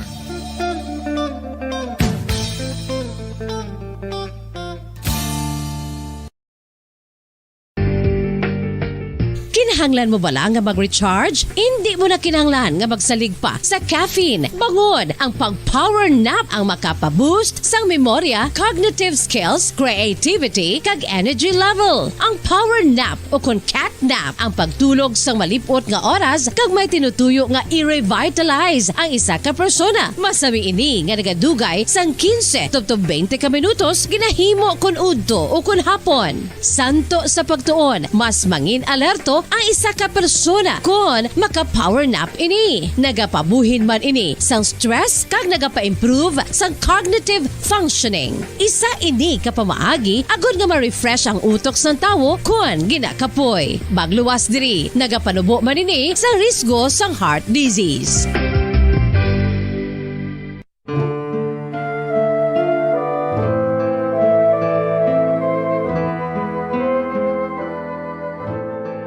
Pangamuyo para sa 2022 elections. Sa ngalan sang Amay, sang Anak, kag sang Espiritu Santo. Amen. O Diyos nga amon Amay, sa amon paghandom para sa maabot nga 2022 elections, nagasalig kami sa imo saad nga ipadala mo sa amon ang mga lideres nga nagatuman sang imo mga sugo kag may kinaugali nga nasanto sa imo tagipusoon kag espiritu. Ginoong Jesus, hatagi sang inspirasyon ang tanan nga nagahandom nga magpungko sa pwesto, agud sila mangin lider kag alagad nga magabutang sang kaayuhan sang kadaman, ilabi na ang mga kubos, mga maluya kag mga ginapigos, labaw sang sa ila personal nga interes. Tagdumala nga alagad nga nagahandom sa matudtud nga pag-alagad kag indi nga sila ang pag-aalagaran. Tagdumala nga alagad nga may integridad kag kaluoy para sa tanan. Ubalaan nga Espiritu Santo, sanagi ang amon mga huna-huna kag kasing-kasing, agud amon makita sang maathag ang mga kinahanglanon sang amon katawhan, ang mga promesa sang mga kandidato, kag ang ila ikasarang sa pagtuman sini tanan. Nga kami magpili sang husto nga lider, nga matuod nga magadumala kag mag-alagad, leader nga nagatuman sang imo sugo kag may kinaugali nga nasanto sa imo tagi pusoon kag espiritu, leader nga magahiusa kag magagiya sa amon sa pagpatigayon sang kayuhan sang tanan kag para sa imo bugos nga kahimayaan. Amay, Anak, kag Espiritu Santo, ikaw ang Diyos sang kabuhi kag paghigugma. Ang Ginoo sang tanan nga panahon, mag-upod ka unta sa amon sa siningtion nga nagahanda kami para sa palabuton nga eleksyon. Amen.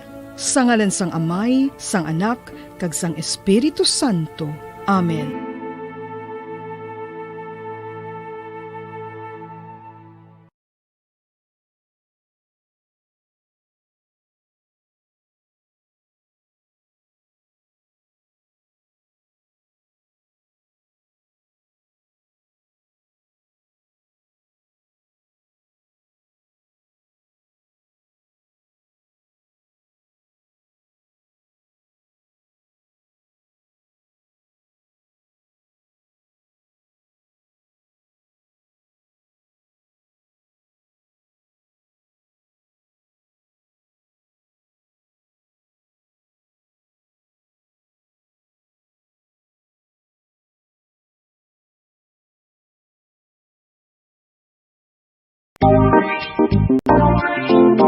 Mga kabombo, nakahibalo bala kamo? Naghampak na sa 3 million ang natapikan sang COVID-19 sa Pilipinas. Mataas sa gihapon ang active cases sa bugos nga pungsod. Kag 50 mil na ang mga nagtaliwan bangod sa sini nga virus. Hindi magkumpiyansa. Depensahi ang kaugalingon kag ang imo mahal sa kabuhi. Magpabakuna na batok sa COVID-19. Pahanumdom nagikan sa Bombo Radyo Bacolod. Basta Radyo Bombo! San o ikaw ulihi nga nag-ilis ang sponge nga ginagamit mo sa paghugas sa mga kitchen utensils? Ang kitchen sponge mga kabombo, ang mas mahigko pa sa toilet. In fact, ginpahayag sang microbiologists nga ang mga buta nga ginagamit naton sa pagtino sa mga dishes, ang pinakahigko nga bagay sa balay. Sa isa ka pagtuon nga na-publish sa journal nga Scientific Reports, ang spongy bacterial colonies ang mas delikado sa aton ikaayong lawas. Bangod sini, ginarekomendar sa mga researchers nga dapat islan ang sponge kada simana. Ang kitchen ang lugar sa aton balay kung sa diin nagasugod ang mga new bacteria. Bangod sa human traffic kag food preparation. Bangod ang sponge ang masami nga warm, mabasa kag matrace ang old food. Ini ang ideal nga breeding ground para sa bacteria. Suno sa pagtuon, maayong idea nga tinluan ang sponge kada tapos gamit. Apang ginasuggest sa mga researchers nga regular nga islan ang kitchen sponge. Ang kitchen ang lugar sa aton balay kung sa diin nagasugod ang mga new bacteria. Bangod sa human traffic kag food preparation. Bangod ang sponge ang masami nga warm, mabasa, kag may trace ang old food. Ini ang ideal nga breeding ground sa para sa bacteria. Suno sa pagtuon, maayo nga idea nga tinluan ang sponge kada tapos gamit, apang ginasuggest sa mga researchers nga regular nga islan ang kitchen sponge. Mga kabombo, madamo gid ang pagkaon apang ano bala ang dapat himuon kung may matabo sang suspected foodborne illnesses. Kung may matabo nga suspected foodborne illnesses, dapat i-preserve ang mga ebidensya. Kung may bahin sang suspected food nga nabilin, taguon ini. Putson sang maayo kag ibutang sa freezer. Magpabulong sa gilayon. Kung ang sintomas nagapadayon o kung nagalala, gilayon nga magkadto sa doktor agod magpakonsulta. Hindi man magkalipat nga i-report ang insidente sa local health department. Mga pamaagi para mangin matinlo kag safe ang aton mga pagkaon. Ipabilin nga matinlo ang palibot. Isiparar ang hilaw sa naluto ng mga pagkaon. Lutuon sang maayo ang mga pagkaon nga dapat lutuon. Taguon ang mga pagkaon sa safe nga temperature. Depende sa kinahanglan sang klase sang pagkaon. Maggamit sang safe nga tubig kag raw materials.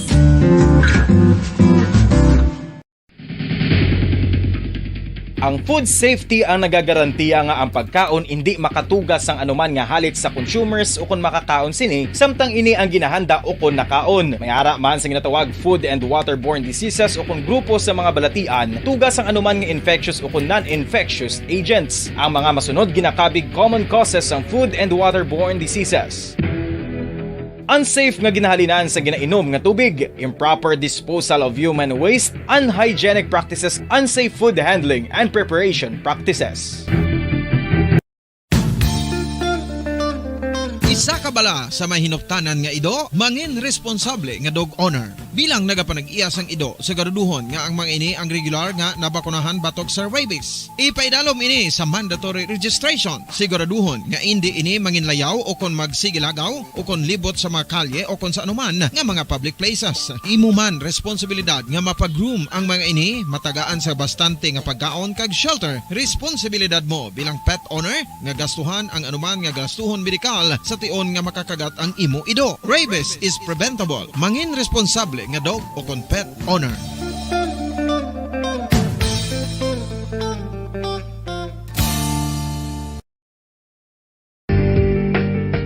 Kinahanglan mo bala nga mag-recharge? Hindi mo na kinahanglan nga magsalig pa sa caffeine. Bangod ang pag-power nap ang makapaboost sang memorya, cognitive skills, creativity, kag energy level. Ang power nap o kon cat nap ang pagtulog sang malipot nga oras kag may tinutuyo nga i-revitalize ang isa ka persona. Masami ini nga nagadugay sang 15 tubtob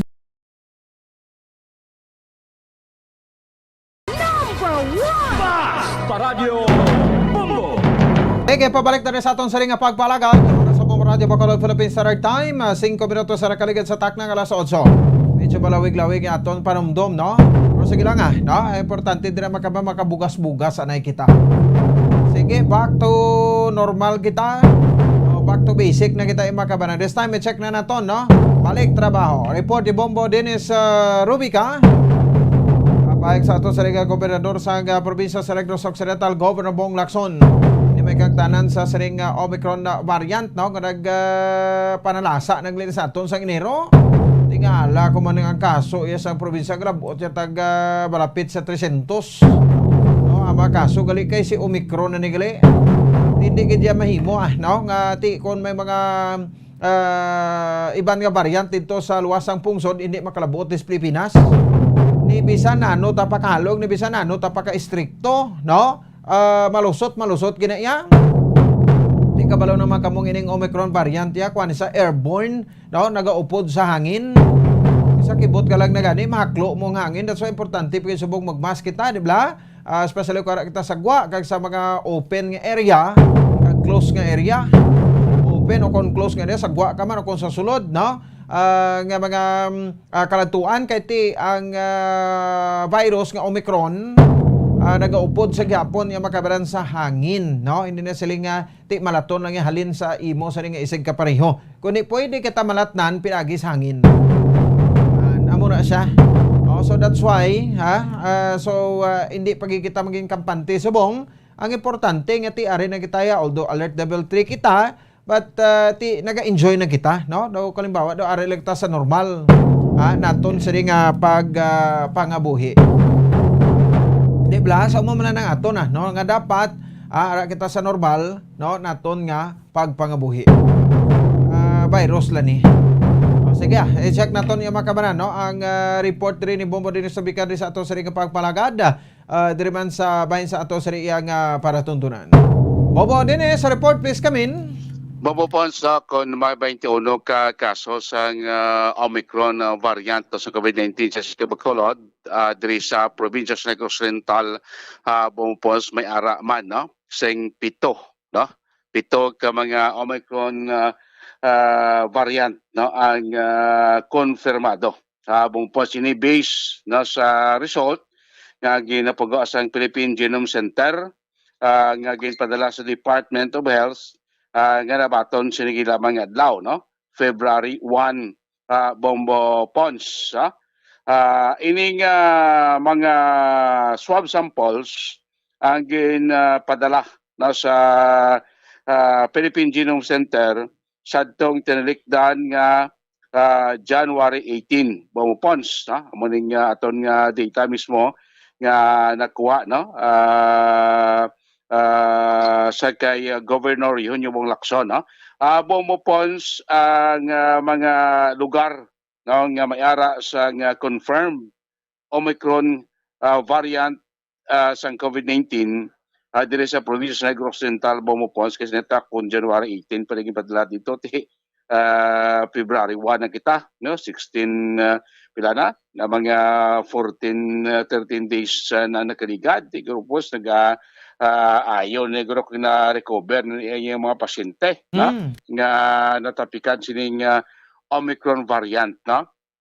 Ang mga lugar nga may ara sang konfirmado ng Omicron variant duwa sa syudad sang Bago no, considered nga local case, isa sa syudad sang Kabangkalan, local case man, isa man sa may syudad sa La Carlota, local case man andre, isa sa Banwa sa Manapla na ining nagpastib sa kanya bumpon sa Omicron variant ka taga Manapla, kuan saya LSA ini siya no?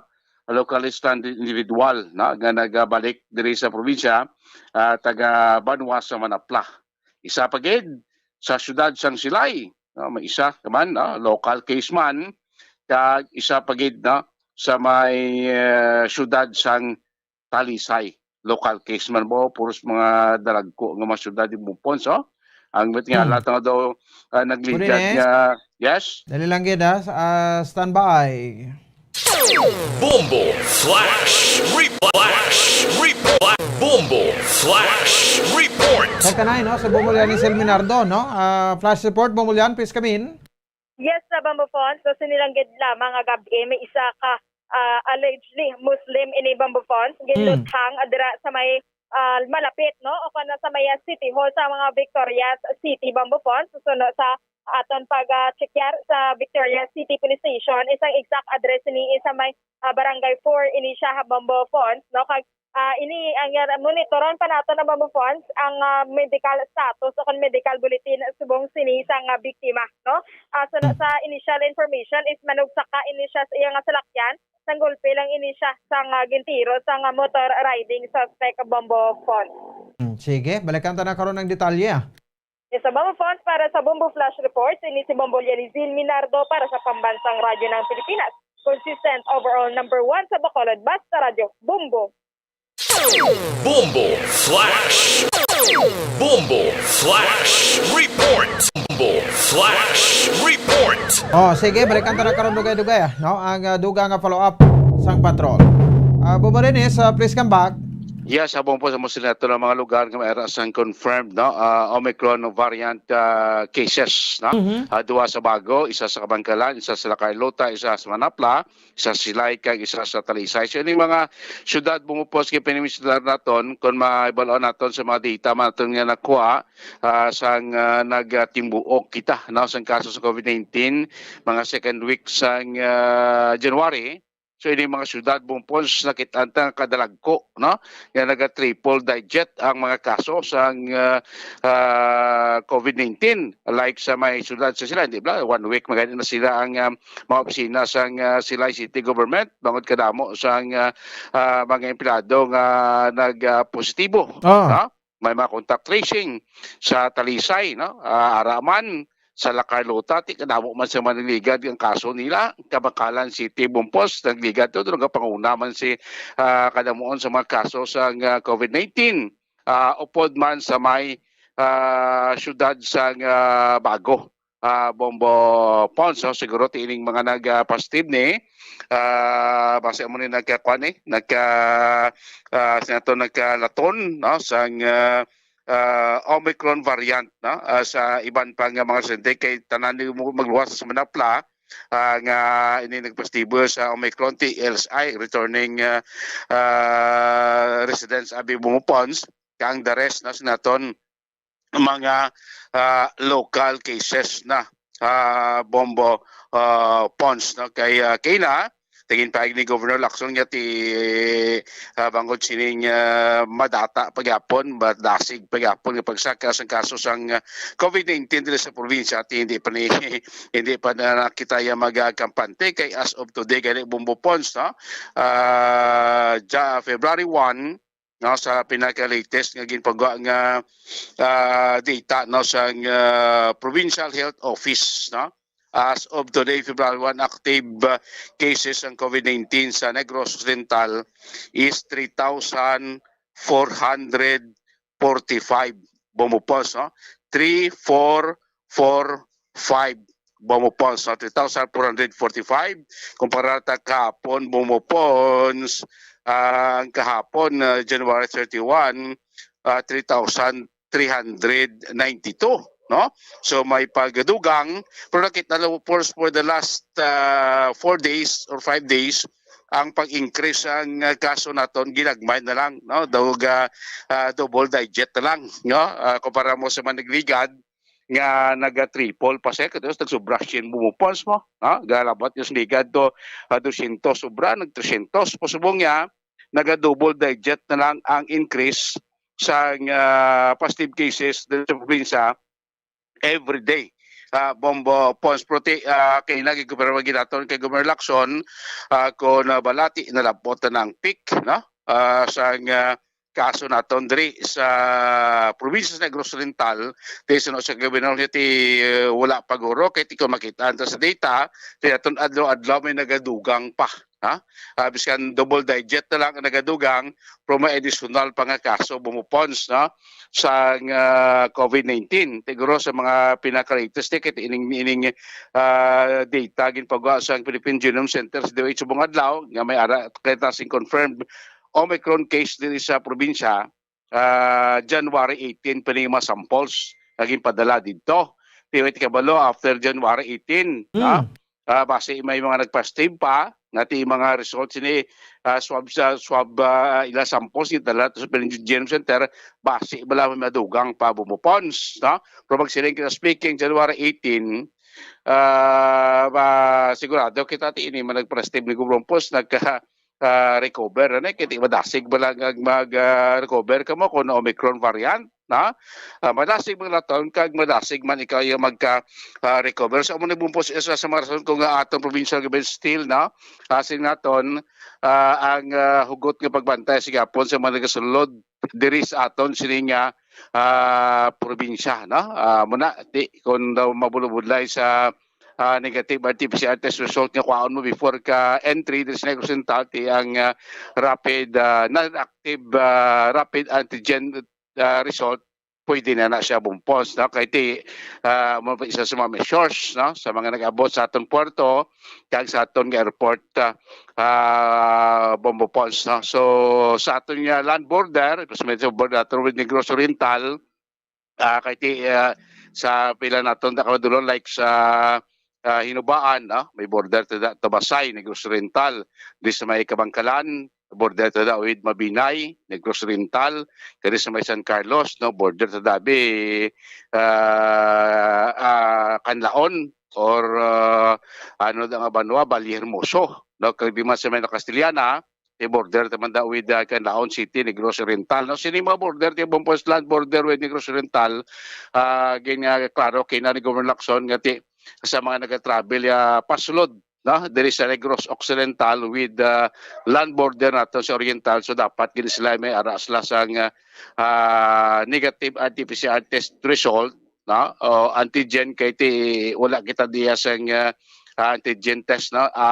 Pagsulod na sa border nato, so kinahanglan pag niya nga before sila magsulod dapat may mga kompleto na silang requisitos kay kung dito sa probinsya sa puerto kag sa airport pwede na ya maka-antigen test upon arrival bumpos kaya tiyan mo na ning isa to sa mga kaundan sa EO yagin pagwa ni Governor Lacson. Pero yan gapon nato sila gobernador na dapat maghalong kay kita, no? Kaya sinaton ti why pa kita na makalabot sa peak, no? Sa aton sining kaso sa COVID-19 with this 7 no? Confirmed Omicron variant sang COVID-19, no? Diri sa aton sining probinsya sa Negros Occidental. Pabatian ta si Governor Eugenio Bong Lacson. Well, we're expecting this because ang variant right now we all know na napigit ang pagkakon, no? Kada pag-spread sunod mga Omicron, no? But we're also happy to note na in most cases, especially kung fully vaccinated na, may epekto. But kasi hindi ka mag-kumpiyansa kung mo smile o sila. Ang problema niya ang occupancy na sa hospital na ito. So far manageable pa as far as this district hospital is concerned. Well, kung ibase natin sa take natin sa Delta, ngayon pa ta, no? Kahit sa take na base mo naman na I hope and really wrong, it seems now we might be hitting that take na sa Delta. Yes, no? Pero kung hindi ka mo ka-present na, dapat i-manifest nila na hindi ka mo magpa-test upon arrival no, to seaport at airport. So, as far as our borders, concerned yung mga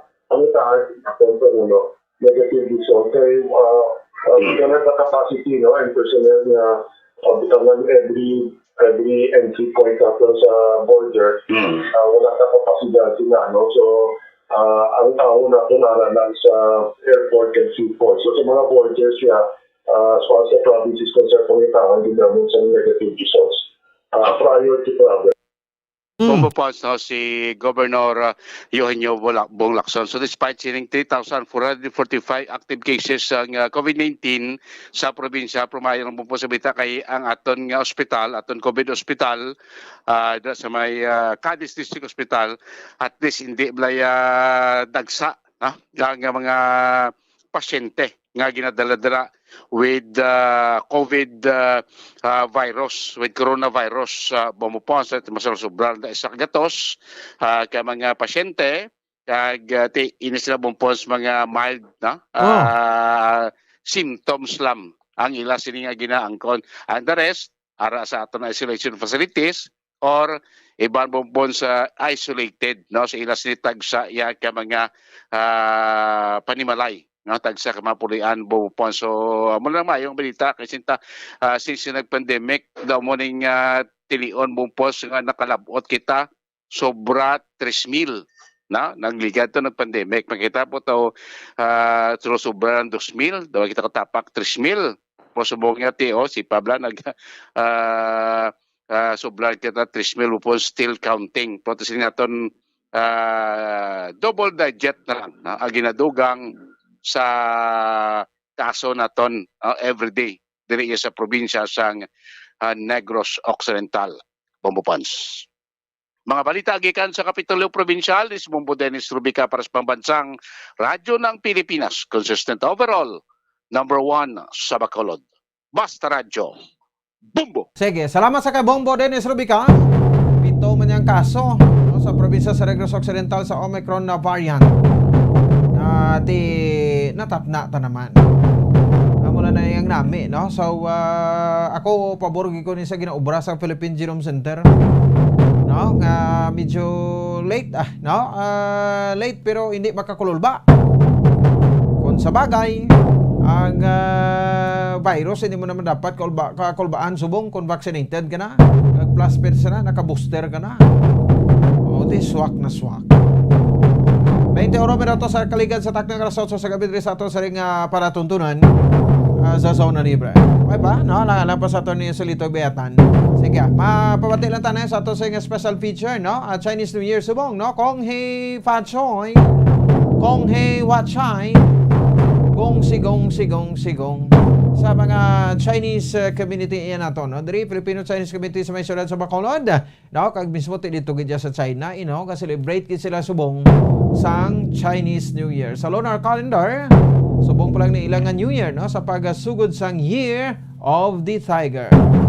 Sa mga Chinese countries, no? Like sa bahin sang Hong Kong, no? Isa sa mga rehiyon sang China da, no? Kag ang mainland Republic of China, nga nag-celebrate subong yung mga kabaran sang Chinese New Year. So muna mga no? Mga best luck, mga zodiac, no? Naton.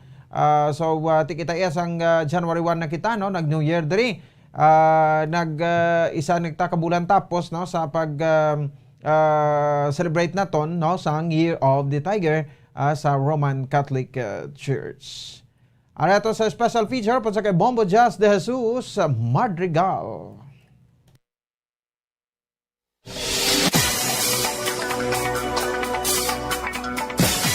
Xinyan Kuai Le, Gong Hei Fat Choi, Gong Shi Fat Chai. Amoy ini ang magtinamyawanay sang Happy New Year sa official dialect sang pungsod China nga Mandarin kag subuman sa Cantonese. Subong pa lamang nga adlaw, Pebrero 1, opisyal nga nagasugod ang bagong tuig sa aton nga mga kauturang incheck tubtob ini sa Enero 21 sa masunod nga tuig 2023 next year. Kag ang karon nga tuig 2022 base sa Chinese zodiac ila ginakabig Year of the Water Tiger.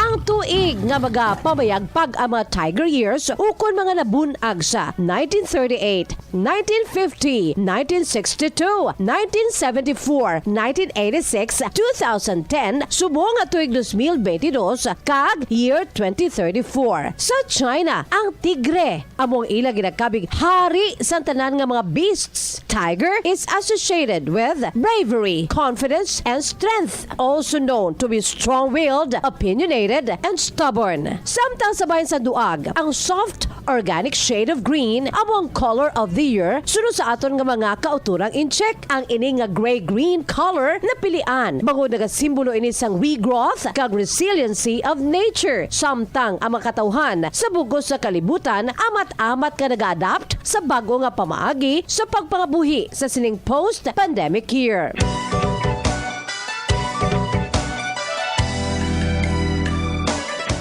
Base sa tradisyon, ang Chinese New Year o kung Lunar New Year, ina-celebrate ini sa sulod sang 16 kadlaw from Chinese New Year's Eve tubto sa Chinese Lantern Festival. Samtang malawig man ang preparasyon sa mga incheck antes pa man mag-abot ang Chinese New Year's Eve sa Enero 31.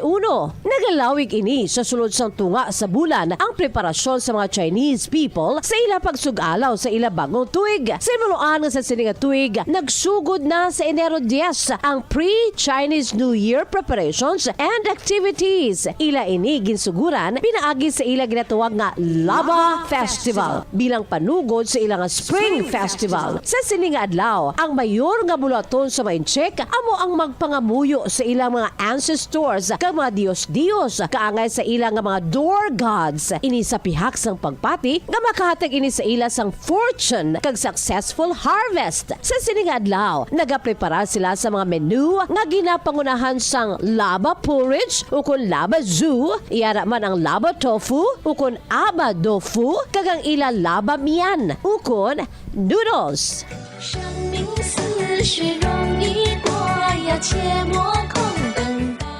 Sang nagligad nga Enero 25, naghiwat sa ila Little Year o kung Xiaonian ang aton nga makauturang incheck. Xiaonian marks the beginning to do preparations for Lunar New Year. Sa sining adlaw, nagsugod na sila sa pagpanghanda sa ilang nga mga traditional foods, pagpanilo sa ilang mga balay, nagapangamuyo sa ilang ginapatihan nga stove god, kaiban pa nga mga hilikoton. Ang ilang nga mga hilikoton sa sining adlaw nakasentro sa pag-angkon sa mga good wishes sa ila pagbiya sang daan nga tuig kag pag-abi-abi sang panibagong tuig. Ang ini nga Little Year may nagakalinlain nga petsa. Sa Northern China, ila ini nga ginahiwat sa ika-23 nga adlaw sang 12th lunar month, samtang sa ika-24th day naman sa 12th lunar month sa kalabanan nga parte sa Southern China.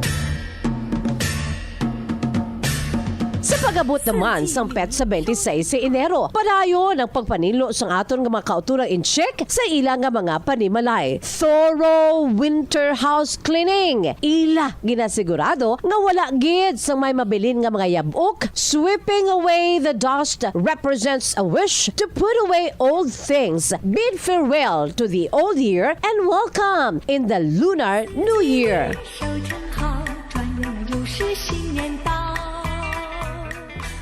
Bilang kabahin gihapon sa preparasyon, Enero 25 pa lamang tubtob na sa Enero 30, nagapadigay na sang abanse nga New Year shopping ang mga pumloy sa China. Nagabinakal na sila sa ilang nga mga pagkaon, snacks, mga dekorasyon sa New Year, bag-o nga mga bayo nga pagasulubon sa bagong tuig. Syempre, hindi malipatan ang pagpamakal sa mga fireworks kag firecrackers kaiban pa. Chinese New Year in China, like Christmas, is a boom time for for shopping. Masiling nga mga Chinese matipig sa ila kwarta. Masiling man nga pagkakuom sila kung paggasto ang paghambalan. Apang sa siling nga matinion, generous katama ang mga incheck sa tion sa ilang nga mga traditional festivals. Kaangay sa pagbakal sa mga bag-ong nga mga bayo para sa tanan nila nga mga miyembro sang pamilya kag mga kakilala bisan hindi pa ini nila kinahanglan pa. Sa pagabot naman sang petsa 31 kung kahapon nga adlaw, bespera sang Chinese New Year o kung New Year's Eve kagabi, ang mga Chinese amo pala nga ila pagpamutang sa mga decorations sa ila tag sa kabalay, kaangay sang pula nga mga lanterns, red spring couplets, mga paper cuttings kag New Year paintings. Base sa ila pagpati, nga ining mga dekorasyon ang makabulig tabog sa mga malain nga espiritu nga dala sang daan nga tuig. Nagapangamuyo man ini sila sa tion sa ila pagpamutang sang dekorasyon sa ila pag-angkon sang blessings, malawig nga kabuhi, ikaing lawas kag kalinong sa pag-abot sang bagong tuig. Kag kun sa ano nga Chinese zodiac animal na paidalom ang bagong nga tuig, amo man ina ang yara sa ilang nga mga dekorasyon. Kaangay sang karon nga tuig nga Year of the Water Tiger, tigre man ang yara sa ilang mga dekorasyon kag mga paintings.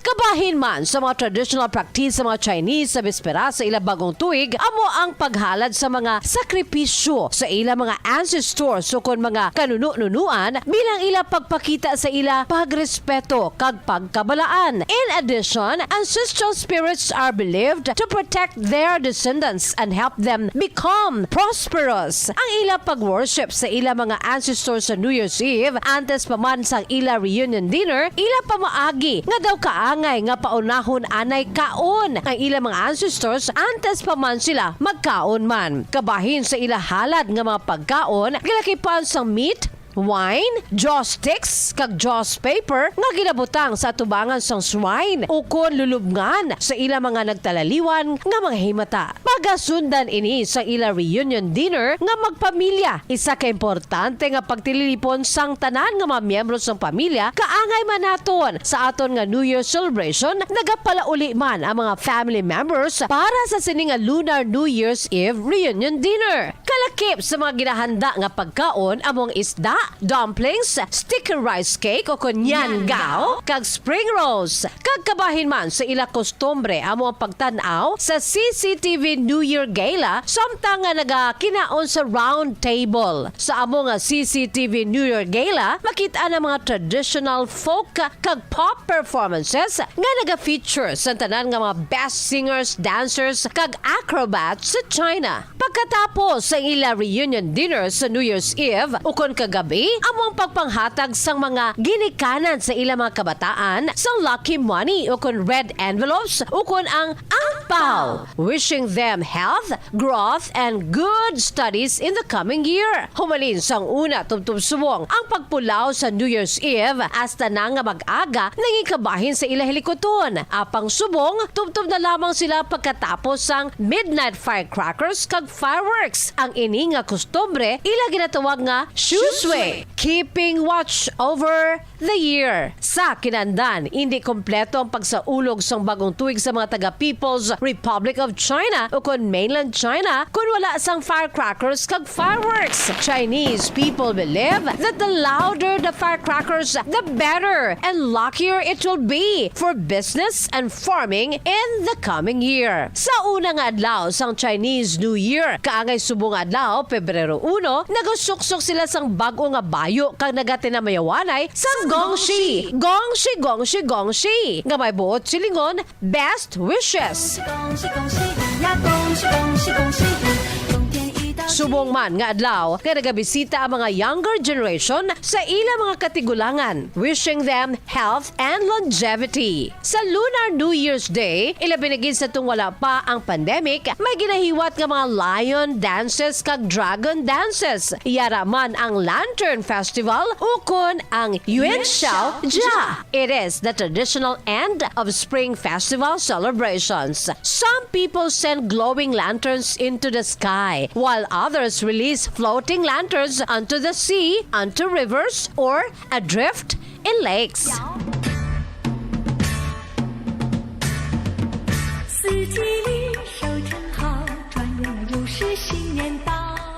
Ang Paghiwat sang Chinese New Year, hindi lamang para sa mga pumuluyo sa mainland China, kundi pati na sa mga Chinese people all over the world. Sa Hong Kong, Macau, Taiwan, Singapore, Thailand, Indonesia, Malaysia, diri sa Pilipinas, kag bisan pa sa Japan, kag sa Korea. In fact, the Chinatown of major cities over the world become beacons of Lunar New Year festivities as well. Apisar nga apektado ini karon bangod sa COVID-19 pandemic.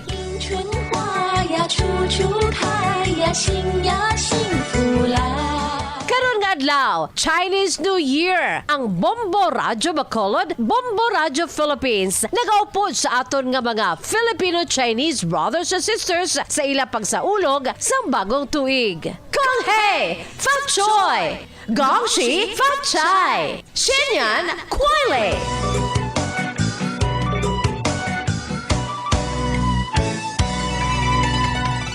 Sa pambansang radyo ng Pilipinas, consistent overall, number 1 sa Bacolod, Basta Radyo Bombo!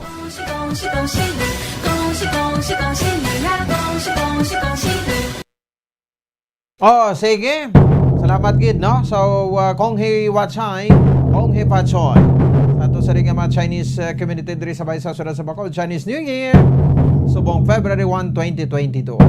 Sige, oras sa Bombo Radio Bacolod, Philippines Standard Time, 35 minutos sa kaligad sa taknang alas 8.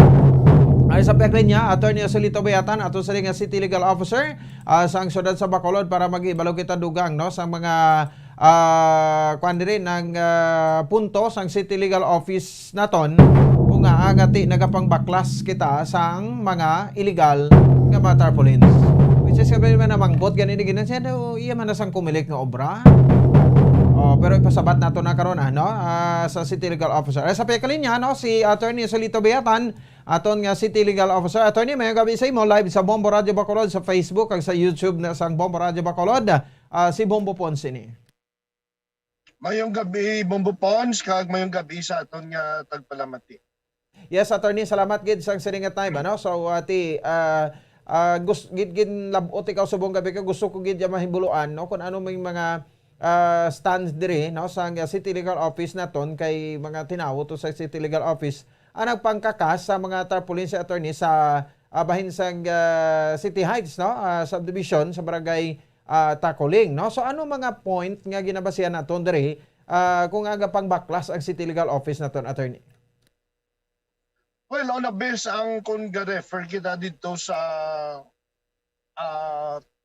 postering o kung pagtakod sang tarpaulin nga sa dugid kadako dito sa entrance sang City Heights subdivision, ang aton nga main consideration is the public safety, no? Number one, we consider that as billboards. Now, kung gintakod na nila nga to advertise something, kagara sa public places, that could be considered as billboard. Yung kadako kayos dito, kagakabit dito sa entrance sang sang City Heights subdivision. Now, ang ato na number one na concern is the public safety. Sa gintanaw naton dito kung ano nga pagtakod,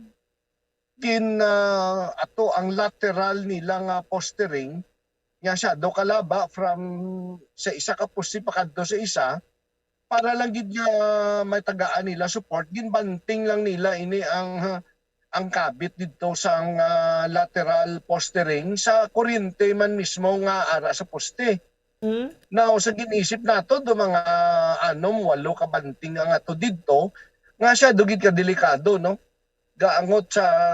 nagaangot sa kuryente kag kung mabugto to karon sang hangin, pati mga telepono nga connection dito magkalabugto, plus pa ang danger sa mga pedestrian dira kag commuter, plus pa ang kadako-dako nga poster nga ginatapik man nila sa poste nga hindi na makaliko ang salakyan, no, kag sa gabal sa entry kag exit sa mga salakyan dito sa subdivision kag of course sa general commuters. So, wailabot niya siya do kadisturbo, siya dugid ka delikado. So, kung naton kuan sina legal nga base, way back in 2006 may presidential directive na ang Office of the President, Presidential Directive number 60, nga ang tanan nga illegal billboards pwede makakas, no? In the same way nga ang DPWH, may ara man sina sang Memorandum Circular number 2 sang 2007, nga ini sila nga klase nga pag-expose kag pag-construct sang ini klase nga structure sa public places, pwede ini makakas. So, amo inangaton nga legal nga basihan. So damo man mga poster subong kabalo kati di pa okay pa man ako no gani sa Comelec pag gusto sila dai butang no provided nga ti why ina sang kadelikaduhan sa tawo ti ina ya ang entrance dira sang subdivision salakyan kag tawo nga agi dira ti kun salakyan mong mahulugan sina madamage man problema man kun tawo di say man problema man attorney ti maylo ka mabuklan ka lang ti kung maglalaabi ang sitwasyon mo. Siya dugid ka delikado, no? Kay ti